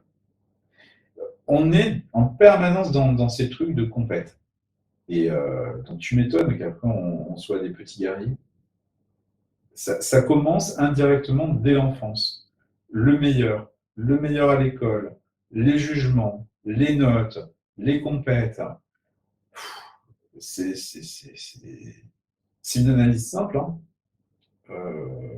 On est des compétiteurs parce qu'on est formé comme ça, éduqué comme ça, je veux dire. Dans le sexe aussi, c'est juste cette compétition. Je pense qu'elle se joue dans le sens où on a tellement peur. C'est un peu ce que je disais moi tout à l'heure sur mon rapport où j'ai l'impression d'être une mensongère quand je suis hyper chaud en plan de cul et plutôt câlin, on va dire, quand je commence à m'attacher. Donc, du coup, ça crée un problème si l'autre, sa libido s'augmente, alors que moi, elle diminue. Enfin, voilà, j'ai pas les mêmes attentes. Oui, ça peut être partout et dans le sexe aussi. Dans le sexe en groupe, bon, t'es en représentation, hein. Donc voilà, si peu qu'en plus ce soit filmé, donc, parce que c'est souvent filmé les gants. Donc du coup, voilà, t'en finis plus, t'es en représentation, tu es acteur de toi-même. Et par rapport à ça, tu as des complexes sur tes performances? Mes performances vont bien, c'est vraiment mon corps qui va pas, quoi. Je suis assez confiant sur ce que je fais ou ce que je fais pas. J'ai pas une bite de ouf, j'ai pas des capacités de ouf, mais par contre, ça va, elle tient en place, elle rentre où il faut aller, il n'y a pas de problème là-dessus, quoi. Par contre, mon corps, le côté flasque de mon corps, le côté, je suis vraiment mal dans mon corps. Et ça, c'est un vrai problème parce que ça me fait perdre toute confiance en moi. Et du coup, ça peut avoir aussi des répercussions sexuelles sur mes envies ou mon appréhension de l'autre. Par contre, c'est vrai que je me pose souvent la question, est-ce que je vais lui donner du plaisir, surtout à une femme? Est-ce que je vais lui donner du plaisir? Est-ce qu'elle en prend? Pourquoi elle a couché avec l'autre et pas avec moi? Tu vois, c'est des trucs un peu comme ça. Mais en fait, au final, je reviens assez vite à moi. Et je pense aussi que c'est par rapport à mon boulot qu'il y a ce recul-là. Est-ce que des fois tu ressens, ou pas du tout, des injonctions dans tes rapports sexuels, que ce soit avec des femmes, avec des hommes, sur la masculinité, la vérité, chose que tu devrais faire par rapport à ton rôle? Carrément, en permanence. On me le dit, j'ai été refusé à des grandes banques parce que j'étais trop doux ou pas assez dans le côté alpha de la chose. J'ai moi-même refusé des mecs parce que je trouvais qu'ils n'étaient pas assez masculins à mes yeux ou que j'aimais pas leur voix. Je suis un gros connard. Mais par contre, je l'ai dit. Euh, alors, c'est-à-dire que j'ai besoin d'être excité par quelqu'un. Pour moi, la voix, il fait beaucoup. Quelqu'un qui a une voix un peu fine, moi, ne m'excitera pas. Par contre, il pourra peut-être m'exciter si ses propos sont bien, tu vois. Il n'y a pas que la voix. C'est pour ça que je te dis, il y a souvent l'être qui est derrière. Souvent, le problème, c'est que les gens, par exemple, qui sont très efféminés volontairement, et le font volontairement aussi, ils accentuent certains et c'est leur droit, certains gestes, etc. Moi, ça ne me plaît pas. Par contre, je ne vais pas les rejeter. Mais sexuellement, humainement, c'est pas ça qui m'attire. Je préfère effectivement les codes de la masculinité de base, mais je vais te dire que même si j'aime les grands gaillards pour les hommes barbus, etc., je me suis fait sauter par un petit gars tout simple là, qui m'a donné beaucoup de plaisir. Il n'y a pas de problème là-dessus. Euh, Par contre, j'ai pas envie d'avoir un ersatz de l'homme de Cro-Magnon qui grogne avec la grosse voix, etc. Par contre, juste un gars tout simple avec qui je suis complémentaire, qui m'apprend des trucs, qui est posé, ça me va très bien. Et qui en même temps me rassure aussi par sa présence, sa carrure, etc. Ça peut être cool. Mais voilà, ça ne fait pas tout. Mais j'avoue que parfois, ouais, quelqu'un qui n'a pas les codes que j'aime, bien sûr, ne m'attirera peut-être pas au premier regard. Par contre, il pourra m'attirer sur ses propos, C'est-à-dire? sa façon d'être, sur ce qu'il dit, plutôt que sur ce qu'il dégage. Parce que du coup, c'est ce que je disais, et c'est pour ça que j'aime bien parler aux gens, les entendre au téléphone, plutôt que d'avoir une image figée de quelqu'un qui n'est pas ce qu'il me dit. Ça, tu le vois assez vite en parlant avec quelqu'un. Donc, on ne peut pas le cacher longtemps. En plus, surtout que je vais au conflit, donc je les fais réagir. Comment? Je te cherche la merde. Je cherche la merde. En fait, je vais aller du tac au tac. Je prends vraiment pas de pincettes. Il y a des fois où il faut vraiment que je fasse gaffe. Mais j'aime pas qu'on me mente. Et souvent, dans le process de séduction, les gens se la racontent. Et le problème, c'est que je me connais. Moi, je vais prendre pour acquis ce qu'on me dit. Et si c'est pas le cas, ben, j'estime que le mec, il m'a menti de A à Z, quoi. Ou la nana. Et du coup, ben, j'ai pas envie de ça. J'ai pas envie d'avoir une nana qui me dise ouais, je fais super bien ceci, j'aime cela. Et puis le jour J, tu prépares une surprise, elle te dit ah, mais non, j'aime pas trop. Ah, ok, il y a 3 mois, quand tu m'as charmé avec ça. Si j'ai un mec qui me dit aussi, alors ça me fait rire aussi, tu as des mecs qui disent qu'ils sont montés comme des ânes. Ok, alors finalement, c'était des petits poneys, mais c'était pas des ânes. Et au déballage, ils te montrent ça, ils te disent mais ouais, mais non, mais on s'en est jamais plaint. Je fais bah, écoute, déjà, ils font des buts à tout. Et deuxièmement, c'était pas la taille de ta queue qui m'a branché, mais ça veut déjà dire que tu as un problème déjà sur ta confiance en toi, quoi. Donc, tu as plein de trucs comme ça, et je ne supporte plus qu'on me mente. Donc, j'essaie toujours de pousser, pousser, pousser. Et puis, comme je disais, je pense aussi que c'est un moyen de me protéger dans le sens où, ben voilà, je me dirais que le mec qui a vraiment, ou la nana qui a réussi à me supporter, ben, c'est qu'il s'intéresse vraiment à moi. Mais pour l'instant, ça ne s'est pas trop présenté, quoi. C'est pas grave. Ça viendra un jour. Et on est en train de me perdre. J'avais une question par rapport à un truc que tu disais, je suis en train de réfléchir.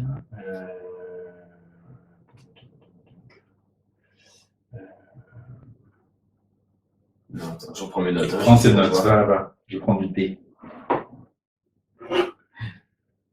Ah, mais si, oui, je retrouve. Si. Par rapport Et une dernière, avant-dernière question par rapport à ce qui s'est passé depuis 2017. Je ne sais pas si tu vois, mais les hashtags MeToo, Balance ton port et tout, quelle est ta position? Qu'est-ce que ça t'a fait et qu'est-ce que tu en penses aujourd'hui? J'ai perdu confiance en moi, très clairement, hein, sur les rapports avec les femmes, entre parenthèses. Alors, tout va bien. C'est juste qu'en fait, maintenant, en fait, c'est plus le mouvement féministe agressif qui me pose un problème. Dernièrement, j'ai été choqué, mais vraiment, j'ai pris ça en pleine. C'est pour ça que je me mets vraiment à la place de gens qui sont peut-être dans une plus grande fragilité que moi, sachant qu'en ce moment, comme je disais, je ne suis pas au top d'un point de vue moral, etc. Enfin, c'est pas le top. Hein.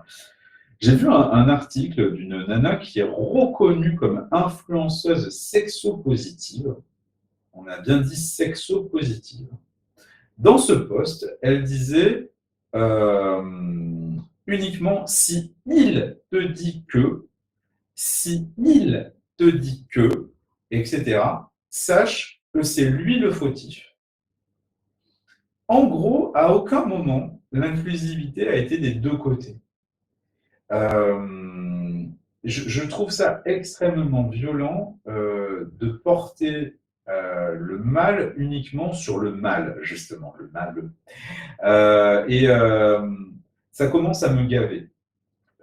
Et tout ça, en plus, si ça se trouve, ce putain de poste, il a été fait juste pour aller dans la fameuse mouvance de je veux être populaire, etc. Peut-être que la personne, elle ne le pense pas du tout, quoi. Mais en gros, voilà, on a cette mode-là. Ça commence à me poser un gros problème. Par contre, j'apprécie le fait que les langues se délient. Donc, notamment, sur tout ce qui s'est passé, etc., je pense que c'est hyper bien d'apporter plus de transparence sur le côté de certains prédateurs sexuels, soyons clairs, dans certains milieux. Maintenant, le problème, c'est que ça va à tout va. Et un simple mot, une simple phrase va être tournée de 15 façons possibles et ça devient plus gérable. Je regardais dernièrement une affiche que j'ai vue où je me suis rendu compte du coup que j'étais un putain de misogyne. D'accord. Alors, l'affiche que j'ai vue, c'est quand vous dites à une de vos collègues qu'elle a une belle robe ou qu'elle a une belle tenue, et bien figure-toi que c'est du harcèlement sexuel. D'accord. Ok. Je ne le savais pas. Moi, j'appelle ça un compliment. Voilà. On en est là. Je pense quand même qu'il y a des trucs. Enfin, ça part en couille, quoi. Ça me fait peur. Ça me fait vraiment peur. Et pareil, ce qui m'effraie, c'est qu'on veut mettre cette inclusivité partout, sauf qu'en fait, moi, par exemple, ça fait des années que je n'arrive pas à trouver d'emploi, parce que j'ai passé 30 et quelques années. Donc, dès que j'ai eu 35 ans, je n'ai plus trouvé d'emploi. À aucun moment, on m'a dit clairement que c'était parce que j'étais trop vieux. La seule personne qui me l'a dit, j'en ai fait l'écho, on m'a demandé de porter plainte contre celui-là. Moi, je n'ai pas envie de porter plainte contre celui-là. J'ai envie de porter plainte contre les 40 qui ne me l'ont pas dit, qui m'ont trouvé d'autres problèmes. On m'a dit aussi à un moment donné que j'étais un garçon trop artistique. Ça veut dire trouver des... Ah, mais non, sensible. Je suis un garçon sensible. Donc, toutes ces conneries, voilà, ça commence vraiment à me gaver. Donc, c'est bien que les langues se délient. Je suis féministe dans le sens où j'ai été élevé par une femme. J'ai un profond respect, même pas de la femme en règle générale, j'ai un profond respect de l'individu. Quel que soit son genre, je m'en fous. Je veux juste qu'on soit traité à armes égales. Et vraiment à armes égales sur tous les points. Donc, et je trouve que c'est bizarre. Même là, actuellement, je fais partie d'une association qui se revendique Femtech. Moi, je trouve que c'est un problème dans le sens où on crée des communautés, et en fait, au final, on s'entretue tous, on se sépare, quoi. Mais bon, en tout cas, c'est bien que ça soit apparu. Mais par contre, il y a des dérives qui partent dans tous les sens, dans le but de blesser ou dans le but de créer des problèmes en prenant des contextes différents. Donc maintenant, ouais, tu te dis, ok, comment ça va être interprété. Moi-même, une fois, j'ai fait une bourde à une collègue du travail, donc quand j'étais responsable, je lui ai dit, donc il faut savoir qu'on est quand même, je suis franchouillard, hein, on travaille pour deux entreprises dans la même boîte, donc, physiquement, et donc elle devait travailler pour moi, et à chaque fois que j'arrivais, je la voyais dans l'autre entreprise. Et en plaisantant, je lui dis, bon, mais c'est pas possible, je vais vous attacher à cette chaise. Et du coup, elle me dit, oui, mais là, vous êtes en train de m'animaliser. Ok. Je fais là, je pense qu'on est en train de partir dans un délire, quoi. Et ça a été des reprises, voilà, qui n'ont rien à voir. Alors oui, la phrase a été dite, hein. C'est comme le coup de vous avez une belle robe, vous la portez bien. Bah, si elle a une belle robe et qu'elle la porte bien, moi ça ne me gêne pas qu'on me dise que je suis bien sapé, hein. Enfin, c'est flippant, quoi. Donc du coup, bah ouais, comment tu veux inviter quelqu'un? C'est du harcèlement. Si tu lui payes un verre, c'est de la soumission. C'est quoi ce délire? Si tu ouvres la porte, c'est quoi? C'est du machisme, alors qu'avant on appelait ça de la galanterie. C'est hyper compliqué, quoi. Par contre, oui, quand un connard décrète qu'une femme n'a pas les mêmes droits que lui parce qu'il est supérieur, ça c'est un gros problème. Mais moi, tout ce que j'écoute et tout ce que je vois, malheureusement, ça me paraît des trucs anodins, quoi, qui font des scandales et des bad buzz. Donc voilà. Et les gros trucs, par contre, j'ai l'impression que ça n'avance pas. Donc c'est des faux problèmes. Mais ouais, si tu te poses des questions sur ta façon d'aborder, pas forcément ta façon de draguer, mais plutôt ta façon d'aborder. De toute façon, la drague, de base, c'est un moment important, hein, quel que soit le genre, hein. Que ce soit un mec qui aborde un autre mec, ou un homme, une femme, un homme. Quand tu n'es pas dans une optique où on te met en relation avec quelqu'un en direct, tu es forcément en train de déranger l'autre. Tu t'intègres dans sa vie. Donc, que ce soit positif ou négatif. Enfin, c'est ma vision des choses. Donc, du coup, il faut faire des speed dating. Voilà. Tout le monde est au courant que vous arrivez dans 3 minutes. Non, mais c'est ça, quoi. C'est un peu ça le problème.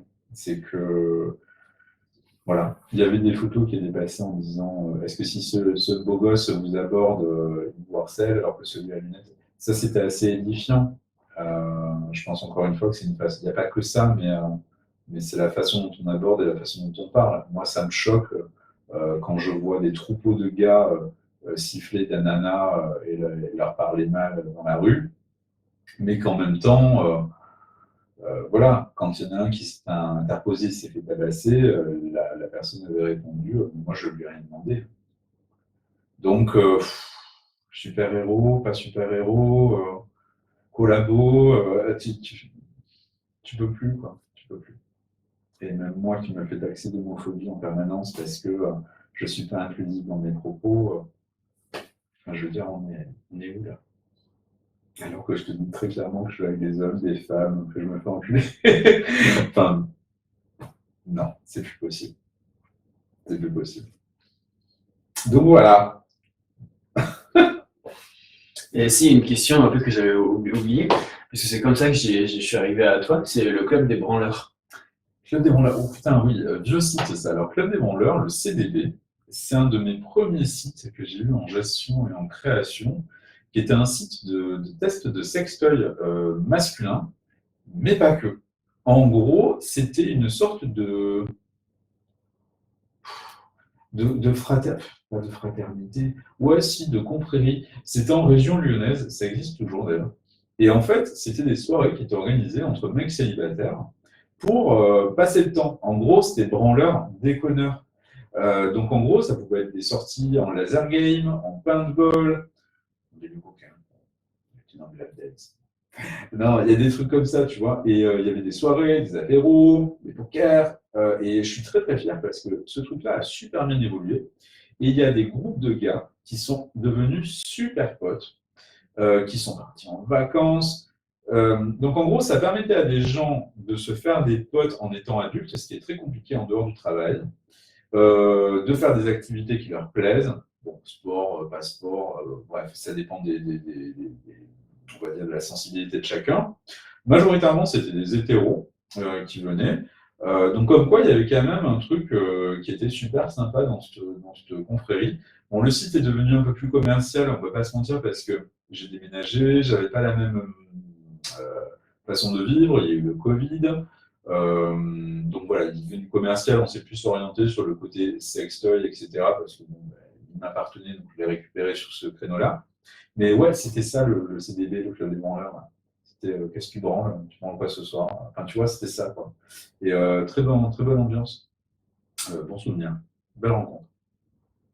Et ça existe toujours du coup ça. Le site existe toujours, ouais. Le concept a été un petit peu plus ramené à du marketing, on va pas se mentir. Les soirées se font moins souvent, à part entre ceux qui se connaissent déjà. Et c'est marrant que tu en parles parce que j'avais prévu de relancer un peu le concept de ces soirées, de ces sorties, etc. Mais c'était pas simple, c'était pas simple. Et puis depuis qu'il y a eu le Covid et tous ces changements, ça a été, il y a vraiment eu un après-Covid sur les relations sociales qu'on a, donc c'est compliqué. Et c'est vrai que le site était plutôt orienté libertinage, etc. Mais il y a quand même eu des rencontres super sympas derrière, quoi. Et outre les repas apéro ou les jeux que vous faisiez ensemble, c'était aussi un prétexte à parler ou à échanger du contenu ou des choses? De ouf. En fait, il existe un système des rassemblements qui s'appelle les Tentes Blanches. Ça pourra t'intéresser, fais des recherches. Je te demande de lire. Non, les Tentes Blanches, c'est des rassemblements d'hommes qui viennent parler de leur masculinité, de leur rapport en fait aux autres, les mecs qui deviennent pères, etc. Bref.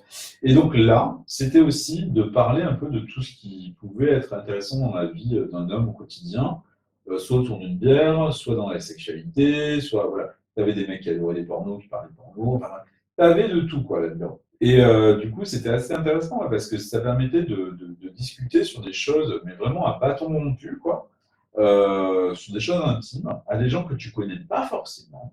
C'est pas le cercle des drogués ou des alcooliques anonymes, mais c'est un peu ça, quoi. Et du coup, tu parles à quelqu'un que tu reverras peut-être pas, peut-être que tu le reverras, et du coup, tu parles vraiment de tout ce qui te vient et tu peux donner ta version des choses. Il y avait vraiment de tout hein, dans ces rendez-vous. Il y avait des très jeunes. Donc, il y avait des mecs qui avaient une vingtaine d'années, il y avait des gens beaucoup plus âgés, en pré-retraite, tu vois. Donc il y avait vraiment de tout, quoi. Et bon, beaucoup de mecs hétéros, il y a eu un peu des homos, mais sur des ambiguïtés de communication. Non, c'était vraiment pas mal, quoi. Oui, parce que comme des branleurs. Oui, et puis comme en plus on parlait de porno, qu'il y avait souvent des. Enfin bref, il y en avait toujours un qui ramenait un porno. Donc du coup, c'était. Bref, il y avait une petite ambiguïté là-dessus, mais c'était vraiment très bienveillant. Et puis surtout, ce côté très bande de poteaux qui sort. Allez, laser game, c'était quelque chose. Ambiguïté cultivée ou non hasardeuse? Non, vraiment hasardeuse, mais c'est quand même. Voilà, c'est vraiment, ça partait du principe qu'est-ce que tu branles, quoi. Qu'est-ce que tu branles ce soir? Donc du coup, voilà. Et comme effectivement, après, il y avait. C'était un site de test de sextoy, il y avait même des recettes de célibataires, il y avait des sorties, il y avait des avis de speed dating. Il y avait des avis sur les films porno parce qu'on avait un fan de porno dans l'équipe, donc du coup, il donnait ses avis sur les films qui étaient sortis. Tu avais vraiment de tout, quoi. Moi, c'était vraiment les laser games est sorti à l'époque sur Lyon. Voilà, c'était des prétextes à se rencontrer, à se forcer à sortir. On avait beaucoup de gars aussi qui étaient en mission sur Lyon, donc ils venaient que pour quelques mois, qui ne connaissaient personne. On avait des libertins qui cherchaient à libertiner, donc bon, c'était le bon endroit. Enfin voilà, tu avais de tout. Tu avais vraiment de tout, quoi. Il n'y avait rien de sexuel entre vous? Entre nous, non. Après, il y a eu très clairement des soirées où on s'est retrouvés avec l'agente féminine, enfin voilà, dans des lieux qui étaient prévus pour ça. Ah, vas-y, raconte. Il y a eu des soirées chaudes, voilà. Là-dessus, voilà, ce qui reste à Vegas, reste à Vegas, mais il y a eu des bonnes soirées. Voilà, il y a eu de très bonnes soirées, il y a eu de très bonnes sorties. Non, on était vraiment. Tu sais, c'est un peu comme les soirées d'une équipe de rugby, quoi. Enfin, Non, je sais pas, j'ai jamais fait de rugby. Eh ben, tu vas t'y mettre. Non, mais non, c'était très très bon enfant. C'était très bon enfant et on a passé de très bonnes soirées. Vraiment, ça pouvait être des sorties dans des lieux libertins, donc c'était souvent le cas. Il y a eu des sorties dans des bars à danse, tu sais, des trucs de strippers. Il y a eu les fameuses, donc laser game, complètement sexuelle, bien au contraire. Vraiment, tu avais de tout, quoi. Tu avais les apéros, alors effectivement, bon, c'était très arrosé pour certains. C'était très sympa. Tu trouvais quoi, toi, dedans? Qu'est-ce que ça t'a apporté? Ah bah je me suis fait plein de potes, déjà. J'étais content de mettre en relation des gens qui n'étaient pas voués à se rencontrer. Je te jure, je reste extrêmement fier de l'amitié qui est née, notamment sur plusieurs groupes que je connais encore, que je vois, qui sont encore là en vacances, qui m'ont envoyé un message, une photo de tous les trois, voilà, alors qu'ils sont plus du tout au même endroit, quoi. Ils se barrent à Bali, ils se barrent. C'est génial. C'est exactement à ça que ça servait. Donc, c'est top. Franchement, c'est top. Actuellement, moi, je suis quelqu'un qui n'a pas eu d'emploi fixe. Donc, mes relations amicales, j'en ai pas. Comment tu veux que j'en fasse? Je rencontre des mecs pour du cul, je les revois plus. Je vais dans des clubs libertins, etc. C'est des femmes ou des mecs en couple. Donc, bon, c'est compliqué, et puis ça reste sexuel. J'ai pas de collègues de travail, je change de travail toutes les semaines. Comment tu veux que je me fasse des potes? Tu veux aller au sport? Il faut déjà que tu aies une équipe montée. Tu vas au laser game? Il faut les canarder. Donc tu ne peux pas leur parler puisqu'il ne faut pas qu'ils t'entendent, putain. Donc tu vois, c'est des trucs comme ça. Donc c'est compliqué.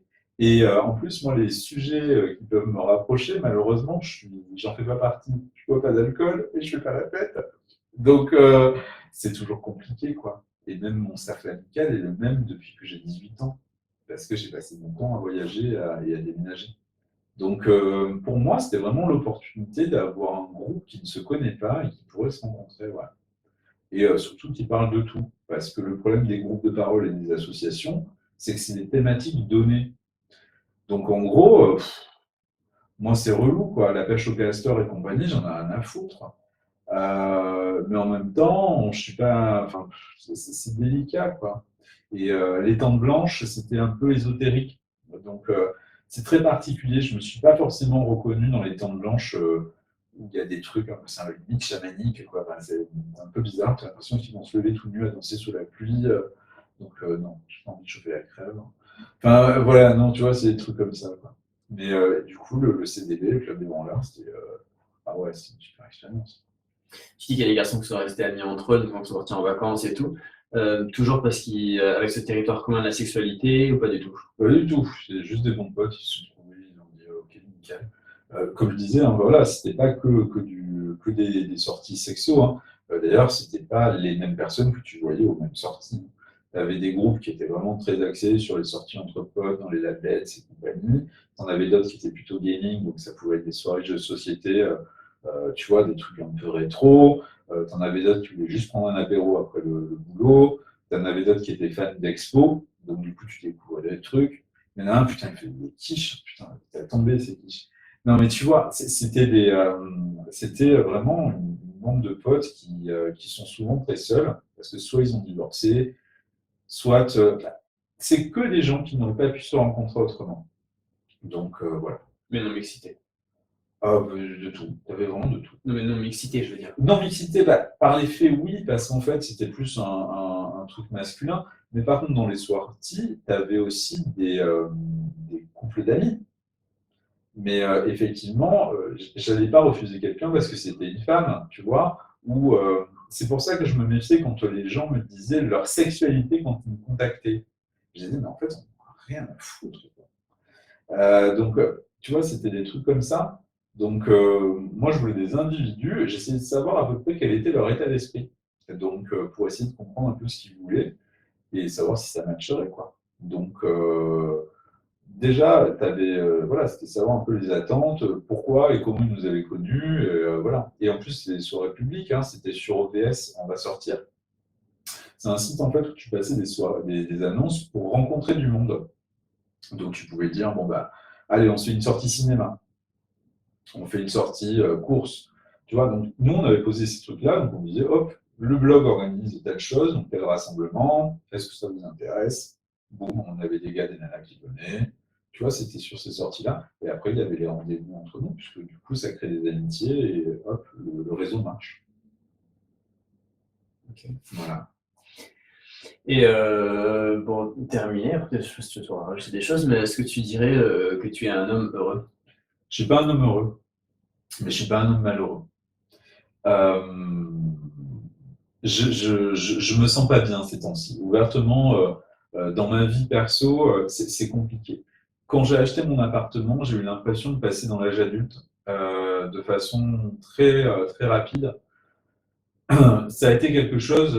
Cet appartement, par exemple, dans lequel on est en ce moment, c'est le seul truc que j'ai de fixe dans ma vie. Le seul truc. J'ai jamais eu d'emploi fixe. J'ai jamais eu rien de fixe.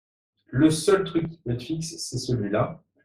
Et du coup, ça revient un peu à ce qu'on disait quand on s'est rencontrés. Je suis en train de faire des travaux, etc. Les travaux, c'est le truc de masculinité de base. Le plombier, etc. Je fais tout. Je te jure, je fais tout. Le fait d'avoir fait plein de choses dans cet appartement m'a remis un petit peu en confiance avec mes capacités à moi, où en fait, tu es souvent jugé quand tu as des gens, quand tu rencontres des ouvriers. Ah bah ça c'est facile, ah bah ça c'est ceci, c'est cela. Oh, putain, moi j'ai mis 14 jours pour le faire. Bon, tu vois, donc tout ça, tu es remis en permanence sur tes capacités à être. L'homme doit être bricoleur, l'homme doit être ceci, il doit être cela. Donc ça déjà, bon, ça me remet un peu en confiance avec mes capacités, etc., manuelles, mais c'est très dur. Ça a été vraiment un. Je me suis vraiment remis en question et je me suis dit, bon, j'ai l'impression de créer mon nid. Et c'est pour ça que je pense que je suis dans un mood où maintenant, j'ai envie de stabilité, j'ai envie d'une relation stable, euh, on va dire relationnelle et sexuelle. J'ai envie d'avoir des relations amicales établies. J'aimerais bien avoir une profession un peu plus fixe que ma vie de saltimbanque actuellement, où c'est très aléatoire. Enfin voilà, moi tu sais comment sont faits nos contrats et quand on est artiste, etc., on ne sait pas de quoi demain est fait. Enfin voilà, j'ai envie de stabilité et c'est vrai que c'est ça qui me rend malheureux au jour d'aujourd'hui. Après, je suis un homme heureux parce que je suis vivant, que j'ai un toit et que je suis dégourdi et que j'essaie de m'en sortir. Mais c'est vrai que moralement, je suis un peu à bout. Et ça se répercute physiquement sur ma santé. Donc, mitigé. Je ne vais pas me foutre en l'air, je n'ai pas envie. Mais par contre, ouais, je pourrais être 15 fois plus heureux que ce que je suis. C'est super sympa cette interview. Donc voilà. Est-ce qu'il y a des sujets que tu aurais voulu aborder que je n'ai pas pensé Non, c'était tout très bien. J'ai rien qui me vient spontanément. Tu as tellement été large. Oh, ça va, c'était pas super intime tes questions. Je m'attendais à le pire. Non, c'était très bien. C'était vraiment très bien. J'espère surtout que tu auras eu la matière que tu voulais. Toi aussi. Je coupe l'enregistrement. Comme tu veux. Ouais. Non, c'était très bien. Ouais, j'ai coupé. Ouais, merci beaucoup pour ta sincérité. C'est chouette quoi, de jouer le jeu comme ça. Et du coup, tu as un portrait qui est très très large en plus, quoi, entre le rapport homme, rapport femme, la prostitution, enfin, et d'arriver à la dire aussi que tu ne fais pas forcément bien et tout, enfin, c'est chouette. Quoi. C'est ça qui est important, c'est-à-dire qu'effectivement, tu as plein de gens qui ne se reconnaissent en rien. Et le problème, c'est que maintenant, les figures dans lesquelles tu es censé te reconnaître sont super communautaristes. C'est ce que je t'expliquais sur ces trucs qui m'avaient choqué, ces textes, etc. Et c'est ce qu'on te dit, voilà, on te dit, si tu veux être bien, il faut que tu ailles voir ces gens-là. Putain, moi, je ne me reconnais pas là-dedans, quoi. Et c'est un vrai problème. Et bon, les gens critiquent le porno, critiquent tout un tas de trucs, mais en fait, non, je trouve que ce qui est de plus en plus faussé, c'est ce qu'on nous dit être la normalité. Donc, moi, ça m'effraie un peu. Ouais, je trouve que ça monte, tout à l'heure, je parlais de ça aussi, d'extrême, moi je trouve d'extrémité et de haine dans les propos, dans les statures, les postures, et de tout le monde, de tous les bords, en fait, tous les camps, quoi. Tous les camps ne se tolèrent plus et il n'y a plus de cohabitation possible. C'est compliqué. Déjà, quand tu vas sur des sites comme Grindr, des applications, on te dit, alors déjà, il faut être 50-50, il ne faut pas être que passif, ou non, il ne vaut mieux pas être que passif. Après, c'est mal vu. C'est pas que c'est mal vu, c'est qu'en fait, tout le monde se fait passer pour ce qu'il n'est pas, quoi. Okay. Donc en gros, c'est toujours. Il y a des actifs, les gens, quoi. Oui, en règle générale. T'as ça, quand tu vas sur des sites libertins, on va te dire, bon, ben, on cherche le mec black, le mec machin, etc. Et ils ont raison, parce que de toute façon, on est là pour un fantasme ou une envie, donc il n'y a pas de problème. Mais moi, ce que je vis de plus en plus mal, c'est je cherche du sérieux, montre-moi ta vie. Je comprends pas. Je cherche du sérieux, on me dit pareil, ouais, mais tu suis avec capote. Et pourquoi il faut que je te suive pour prendre un café? Donc, tu vois, il y a un problème, quoi. Et pareil, on me dit que je suis pas fun, je suis pas marrant. C'est pour ça il y a vraiment c'est ça qui est chiant. Entre la partie sexuelle, où je peux, donc, où je suis dans une image, par exemple, quand je travaille enfin, je suis travailleur du sexe, tu vois, je peux faire la chose. Quand je suis travailleur du sexe, où je suis clairement une bite, où je joue des mécaniques, je joue des codes qu'on va avoir de moi, donc ça va être la bite, l'éjaculation, les coups qui tapent. Si après de l'autre côté, sur les parties passives, ça va être on se prend des trucs énormes, etc. Mais dans ma vie, à moi, je suis un peu plus mitigé. Je montre ce que j'ai envie, ce que les gens ont envie de voir et ce que les gens consomment. Je suis pas con. C'est le principe de la vente. Tu penses voilà. Le problème, c'est que dans ma vie, bah, ça crée une distorsion entre ouais, ce mec par de cul, il doit être super à l'aise, ou ça doit être une chaudasse. C'est pas faux, mais c'est pas vrai. Ou finalement, ouais, on te voyait pas comme ça. Parce que finalement, ben, je suis moins extraverti, peut-être plus triste que le personnage que j'ai créé sur les vidéos, où je suis très enjoué, moins agressif, enfin, moins franc, voilà. Et encore, même si je le suis quand même un petit peu beaucoup. Enfin, voilà quoi. C'est pour ça que je te disais, j'ai vraiment l'impression d'être une pute mensongère. C'est chiant. Et puis c'est violent. C'est vraiment violent. Donc, je sais pas. J'ai un peu du mal. Laissez-moi tranquille. Maintenant, je m'invoque machine. Nickel. Faut pas qu'il y ait une panne de courant. Nickel. Tu mets m'invoque machine, une bougie, une tisane, c'est bon. Je refais le monde. Donc, non, mais c'est ça, quoi. C'est vraiment ça. Les gens me disent que c'est triste, mais en fait, franchement, c'est moins triste que d'avoir un macabé dans son salon, quoi. Ça, par contre, ça m'effraie de plus en plus. Ouais. Voilà. Le chemsex, vraiment, c'est effrayant. Déjà, tu as eu un garçon très jeune, ouais, je crois qu'il a 22 ans maintenant. Et ouais, donc, tous ses rapports homosexuels, et tous ses rapports sexuels, il les a sous drogue ou alcool, et donc il sait jamais en fait s'il est consentement ou pas, quoi. On se pose la question de qui pense qu'il a jamais eu un rapport sexuel sans qu'il y ait agression ou viol. Oui, mais est-ce que du coup, enfin, c'est toujours pareil, enfin, moi ça me fait rire, mais quand on m'invite à une chemsex party, c'est une partouze sous-produit. Donc, du coup, tu le sais que tu y vas. Mais c'est parce qu'un gangbang, enfin c'est pareil, C'est pareil, ouais. c'est exactement pareil. Donc, Sauf tu qu'à sais où produit, tu vas. du coup, tu risques de perdre ton discernement pendant la soirée. Bah oui, mais tu y vas pour le perdre. Mais tu vas quand même, ouais. Tu vas à la fois pour le sexe et à la fois pour perdre ton discernement. Bah oui, puisque comment ça serait une partouze et non pas une chemsex party, puisque le but de prendre du chemsex, c'est de ne plus avoir. Ouais, mais du coup, la question se pose pourquoi ils y vont. Et tu vois, dans les garçons que j'ai interviewés, tu vois, lui, il y va et s'est rendu compte. Enfin, je sais pas s'il va sur d'autres repas, peut-être même. Enfin, je sais pas. Tu vois, je sais pas exactement. Mais en tout cas, il m'a raconté que sa rapport sexuel était était souvent drogue ou alcool et que du coup, voilà, il n'y a pas forcément de consentement. Mais moi, pourquoi tu vas jusqu'à ça? Pourquoi tu vas mettre ton corps dans ces extrémités-là si c'est pour regretter? Je sais pas, mais moi, vraiment, c'est un truc que je ne supporte plus. Après, on me dit que c'est pour les compétences, le fait de faire durer. Mais comme je te disais, moi, je me suis tapé 14 ans de nuit, donc c'est pas gênant. Et puis, je sais pas, parce que moi, j'y connais là-dessus, je connais rien plus sur les produits et tout, mais j'aurais plutôt l'impression, dans ma tête, que ça aurait tendance à te faire ramollir, que ça marcherait plus. Non, un non performant. Non, parce qu'en fait, si tu veux, c'est mélangé aussi avec du Viagra, donc tu bandes non-stop. Ah, ok. Pour compenser, enfin, en plus, quoi. Ouais. Parce que l'alcool, on est d'accord que clairement, ça te fait débander, quoi. Tout à fait. Sauf que du coup, bah, tu peux te faire fister, tu peux te faire baiser, tu peux te faire sucer, tu peux faire des solutions salines. Tu sais, c'est quand on te met des produits dans les couilles ou dans la bite. D'accord. Pour avoir des melons. Enfin, tu as tout un tas de trucs qui peuvent être mis. Il peut y avoir du BDSM, des aiguilles, etc.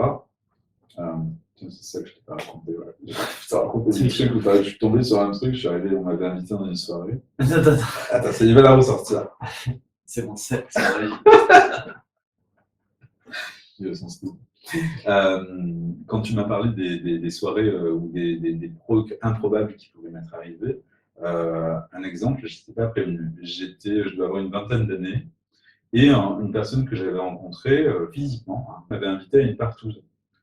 Bon, moi, je suis content. Donc, du coup, j'y vais. C'est une partouze gay, donc avec des hommes. Et là, j'arrive et je vois forcément plein de mecs. Donc, je dis bonjour, très poli, je suis un garçon poli. Sauf que du coup, j'étais pas au courant de la thématique de la soirée. Et en gros, c'était plus que BDSM. Je suis entré dans une pièce et je me suis retrouvé avec un mec rempli d'aiguilles sur le corps, avec du sang de partout. Je peux t'assurer que j'ai jamais été autant choqué de ma vie, surtout qu'en plus, je m'en suis pas rendu compte de suite, parce que j'ai regardé la tête du mec avant de regarder son corps. Donc il y a eu un deuxième effet qui se coule, et c'est hyper choquant. Et après, pareil, je vais dans le salon, il y en avait un autre qui était en train de se faire fouetter. Bon, ça encore, j'ai un peu plus l'habitude, alors ça m'a moins choqué, mais du coup, fouetter assez extrême.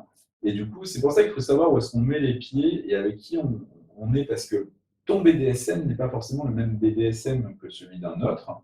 Et il y a des choses où il faut vraiment tout maîtriser, quoi. Donc, c'est pour ça que c'est important d'être bien au courant dans le groupe. Mais ça, c'est des éléments choquants que j'oublie. Elle est pas mal, hein, mon anecdote. J'avais oublié celle-là. Ouais, c'est. Je te jure, t'aurais vu ma gueule, là. T'aurais vu ma gueule, j'ai regardé. En fait, j'étais tellement content de le voir, j'étais tout content de lui faire la bise. J'ai dit, bon, c'est pas grave, il est tout nu. Mais quand il s'est tourné, putain, t'avais des grandes aiguilles, je sais même pas comment on appelle ça, hein. Ça doit être des trucs pour les. Avec mon cœur. Je dirais plutôt celle des aiguilles des seringues. Pour se piquer? Ouais, parce que t'avais un embout. Ok, je sais pas. Écoute, t'en avais de partout sur le corps, les couilles et tout. Ah! Et alors, ça m'a surpris. Et puis, alors, vraiment, je te dis, j'ouvre la première porte, c'est ça, un donjon, bordel. Je vais dans l'autre. Il faisait souhaiter, mais pareil, à mort. Et je dis, mais putain, ils vont me faire quoi? Et t'es resté? Non. Je suis parti. Je suis revenu le lendemain, parce que du coup, la fameuse personne avec les aiguilles m'a rappelé. Parce que c'est la personne que tu connaissais, c'est Oui, ah oui, mon ok, pote. j'ai pas capté que ça, ok. Et du coup, tout ça, j'étais content de le voir. Et j'ai pas regardé parce que c'était vraiment mon pote, donc du coup, c'était pas sexuellement. Enfin, je savais pas d'être très sexuel, c'était plutôt très humain. Et du coup, quand j'ai vu ça, je me dis merde. Et bon, bah, du coup, j'ai pas trouvé ma place, quoi. Donc, voilà. Et puis, pareil, beaucoup d'alcool, et je pense de drogue à droite et à gauche. Donc, non, pas mon délire. Et du coup, moi, j'avais fait pas mal de chemin. J'avais fait au moins 1 heure de route. C'était dans un bled, une villa. Donc, non, un peu écœuré. C'est pour ça que maintenant, je te dis, j'ai vraiment de plus en plus peur sur les relations humaines. Tout est comme ça. Ouais, t'as l'air de. Enfin, pardon, mais t'as l'air de vraiment préférer ton chez toi et tes sextoys et tout ça que les autres et, Bah ouais, parce et que la fuir du coup tout rapport humain, quoi. bah, tu les évites, quoi. Ou alors que ceux que tu maîtrises, donc les abattages, les trucs comme ça. Les abattages? Oui, les 14 mecs d'affilée, Ah oui, ou d'accord. des trucs comme ça.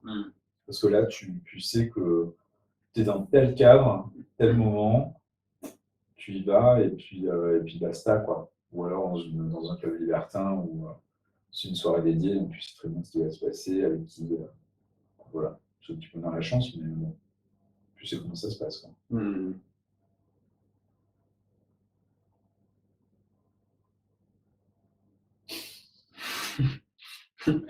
Ma foi.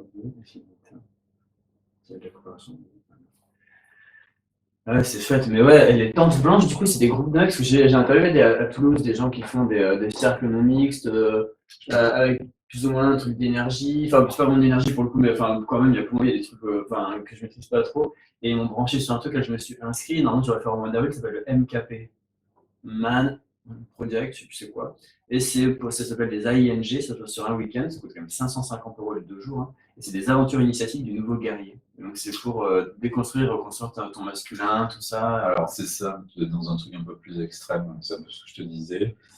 C'est exactement ça, sinon tu as un site qui s'appelle tenteblanche.gildo.com. Gildo. Gildo. Tu tapes Tente Blanche. Ouais, ok. Ou sur Facebook, tu as des groupes. Généralement c'est gratuit. Donc en gros, c'est des cercles d'hommes où bouffer. Bon, enfin, voilà, il y a toujours Parler quoi, avec une thématique. Par contre, avec ça, une j'ai fait un thématique, truc, ouais. Moi, j'en ai fait exactement. un à Toulouse, et c'est ça, par exemple. Et du coup, bah, c'est des tentes blanches. Et c'est le pendant des tentes rouges qui sont féminines. Voilà. C'est tentes rouges pour les femmes, tentes blanches pour les hommes. Voilà. Mais il y a une tendance, ouais, tu dis ésotérique derrière, quoi, un peu. Moi, dès qu'on commence à me parler de la pluie, du beau temps, bon. S'il n'y a pas du silicone ou du. Moi, je suis là. Je rigole. Non, mais je suis pour, il n'y a pas de problème. C'est juste que. Pas moi. Restez, moi. Non, gardez votre collier. Non, mais après, je respecte tout ça. C'est juste que j'ai pas la même. Je suis moins impliqué, si tu veux. Mais du coup, c'est comme l'astrologie. T'as des gens, ben voilà, j'aime bien, je trouve ça divertissant, mais quand ça commence à être un peu trop avec la sauge et tout, là, ça commence à être un peu bizarre pour moi. Donc, ça me correspond moyennement, tu vois. Alors que sur les cercles de parole, c'est un petit peu plus cool. Mais de toute façon, d'ailleurs, tu le vois, hein, j'ai voulu participer une temps de l'an, j'ai vu à peu près les participants. C'était très baba cool, quoi. Et donc, moi, ouais, je te jure, hein, les dreads et tout. Et bon, j'avais du mal à. Eux, ils avaient une bonne synergie entre eux, et moi, j'étais vraiment. Putain, non, j'y arrive pas. Et puis, pareil, j'aime pas qu'on me touche et tout, j'allais faire des câlins. Oh, c'est faire des câlins, ouais. J'ai vraiment du mal, ouais. C'est très compliqué pour moi. Loin. Dégage. Voilà, je ne pourrais pas être violent, mais pas loin. Quoi. Et donc c'était très. C'est pour ça que j'ai dit ce côté chamanique. Mais vraiment, j'ai vraiment vu le moment où on dit allez, foutez-vous tout nu, dansez sous la pluie. Ok. Non. Bah, je m'attends à tout avec le MKP, je sais pas tout ce que ça va être parce qu'ils ont un site internet et dessus tu peux avoir quelques infos, tout ça. Il y a une page, le programme, en gros presque, hein, il y a marqué on ne met pas le programme, parce que sinon vous pourriez préparer mentalement et après il ne faut pas pousser de préparer mentalement pour que ça puisse marcher sur vous. Okay. C'est ça, bon, c'est un peu. Voilà, sur moi ça me fait toujours un peu peur. Moi là j'y vais dans l'intérêt, tu vois, professionnel aussi derrière, pour le spectacle, c'est essayer de rencontrer des garçons pour interviewer, pour avoir des nouveaux profils, tu vois. Je me dis qu'il y a des garçons que je n'aurais pas rencontrés là-bas et qui seraient intéressants en leur disant voilà, est-ce que tu serais d'accord pour un entretien derrière donc, non, mais ce que tu pourrais faire, c'est aller sur cette page, ce groupe Facebook là, des tentes blanches, poser ta demande parce que du coup, tu as toutes les tentes blanches de la France et donc tu as tous les participants et tu as toutes les sensibilités. Donc c'est vrai que c'est pas trop mal. C'est vraiment pas mal. Après, pareil, si tu veux, j'ai l'organisatrice des salons, des stages sur le plaisir prostatique. Donc ça, c'est pareil, si tu cherches des témoignages, elle peut leur relayer ton... Ça, j'ai quelques garçons à Toulouse, naturopathes, masseurs et tout, qui font du massage tantrique et qui du coup font aussi des sortes de jeûnes et de stages entre mecs, tout ça. C'est ça. Et là, l'avantage, c'est que tu auras une vision justement sur les hommes. Alors, c'est souvent des hommes hétéros et en couple qui vont sur ces stages-là. Donc, il y a un rapport, si tu veux, avec leur. Qui le disait, je crois que c'était passé sur le reportage de Maya Mazoret, sur le désir masculin. Et du coup, voilà, eux aussi, ils ont un rapport à leur masculinité par rapport à la pénétration, au fait de se faire pénétrer, qui est assez intéressant. Donc, voilà. Mais ouais, c'est vrai que j'avais complètement zappé cette partouze BDSM. Ah, c'est l'enfer. Mais ça m'est arrivé aussi avec des femmes où la nana se faisait fouetter. Et moi, j'étais là, d'accord, je venais juste pour la sauter, la nana. On ne m'avait pas dit. Donc, bon, j'attends. Parce que du coup, celui qui organise la soirée, lui, il est payé. Non, même personne. Celui qui a le catalogue. Ça dépend. Il y a un couple où une femme fait appel à cet entremetteur, qui a le catalogue, et lui, il propose tac, des personnes, mais lui, non, il prend pas d'argent, en fait, il fait ça bénévolement. Ça dépend. Soit c'est une société, pour quel cas, c'est une société, c'est une soirée privée. Soit il y a juste le PAF, de participation aux frais, l'allocation du lieu et le buffet. Mais en fait, dans le milieu libertin, c'est beaucoup plus classe que dans le milieu gay. C'est-à-dire que quand on arrive, généralement, tu as toujours quelqu'un qui ramène à bouffer ou à boire. Donc en gros, tu as quand même un apéritif, un échange. C'est pas. Aussi, Non, voilà, c'est pas comme en milieu gay où tu arrives, tout le monde est déjà en train de faire des trucs.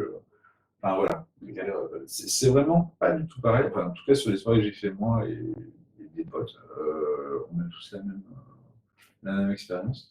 Et ouais, après ça flirte, tu as des organisations aussi, tu as Gangbang Paris par exemple qui fait que de ça, c'est-à-dire que tu envoies ta demande et il va te faire le programme que tu veux, dans le contexte que tu veux. C'est hyper chic, c'est hyper cher. Mais, ah oui, c'est pas des bénévoles là pour le coup. ah là, c'est paye. pas bénévole, c'est une grosse société. Le couple paye, les invités payent. Ah ouais, tout le monde paye. Ah oui. Mais c'est à la beau, fois hein. le couple, mais aussi les. Bien sûr. Ah ouais. C'est comme une soirée, hein. C'est comme dans un lieu libertin. C'est très cher les entrées dans les clubs libertins. Ok.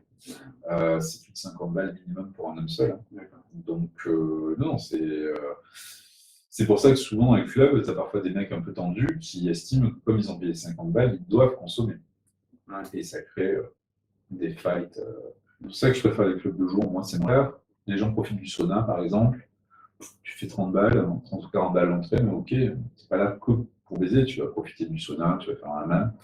Voilà. Alors que dans des clubs, tu payes vraiment 50 €. Ouais, du coup, tu as un enjeu. T'as que ça, quoi. Le gars, c'est Ouais. danser, ça fait un peu cher la danse, Ouais. et rencontrer du monde, sauf que tu peux faire Ouais, t'as 50 €, quoi. voire plus. Voire plus, ouais. Donc, plus les tenues, parce que c'est très codifié dans le milieu hétéro.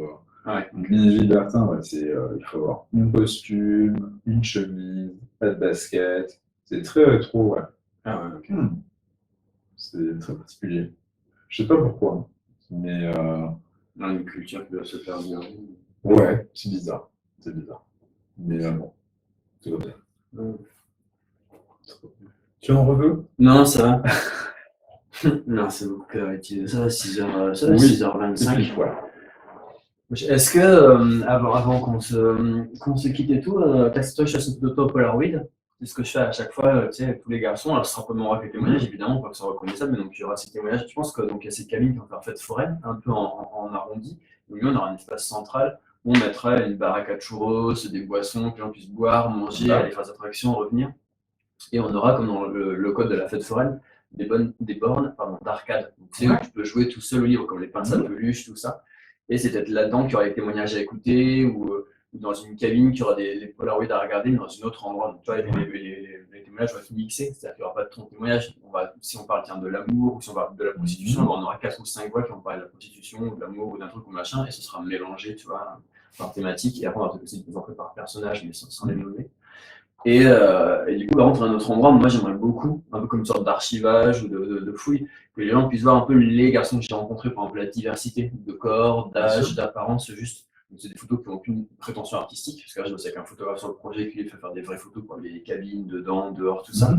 Mais moi, c'est vraiment prendre une photo au pola, bien sûr, telle quelle, dans l'endroit où on s'est rencontrés. Bien sûr, pas de problème. Je vais te mettre plus de lumière. Ouais, j'aurais juste besoin de lumière. C'est ça.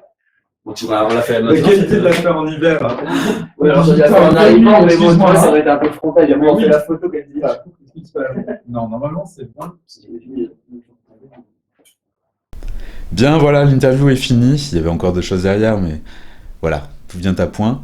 J'espère que vous avez passé un beau moment, j'espère que ça vous a plu, peut-être que vous êtes reconnu ou pas du tout. En tout cas, j'espère que ça vous a intéressé. Et puis moi, je vous dis à bientôt pour une nouvelle vidéo. Ciao.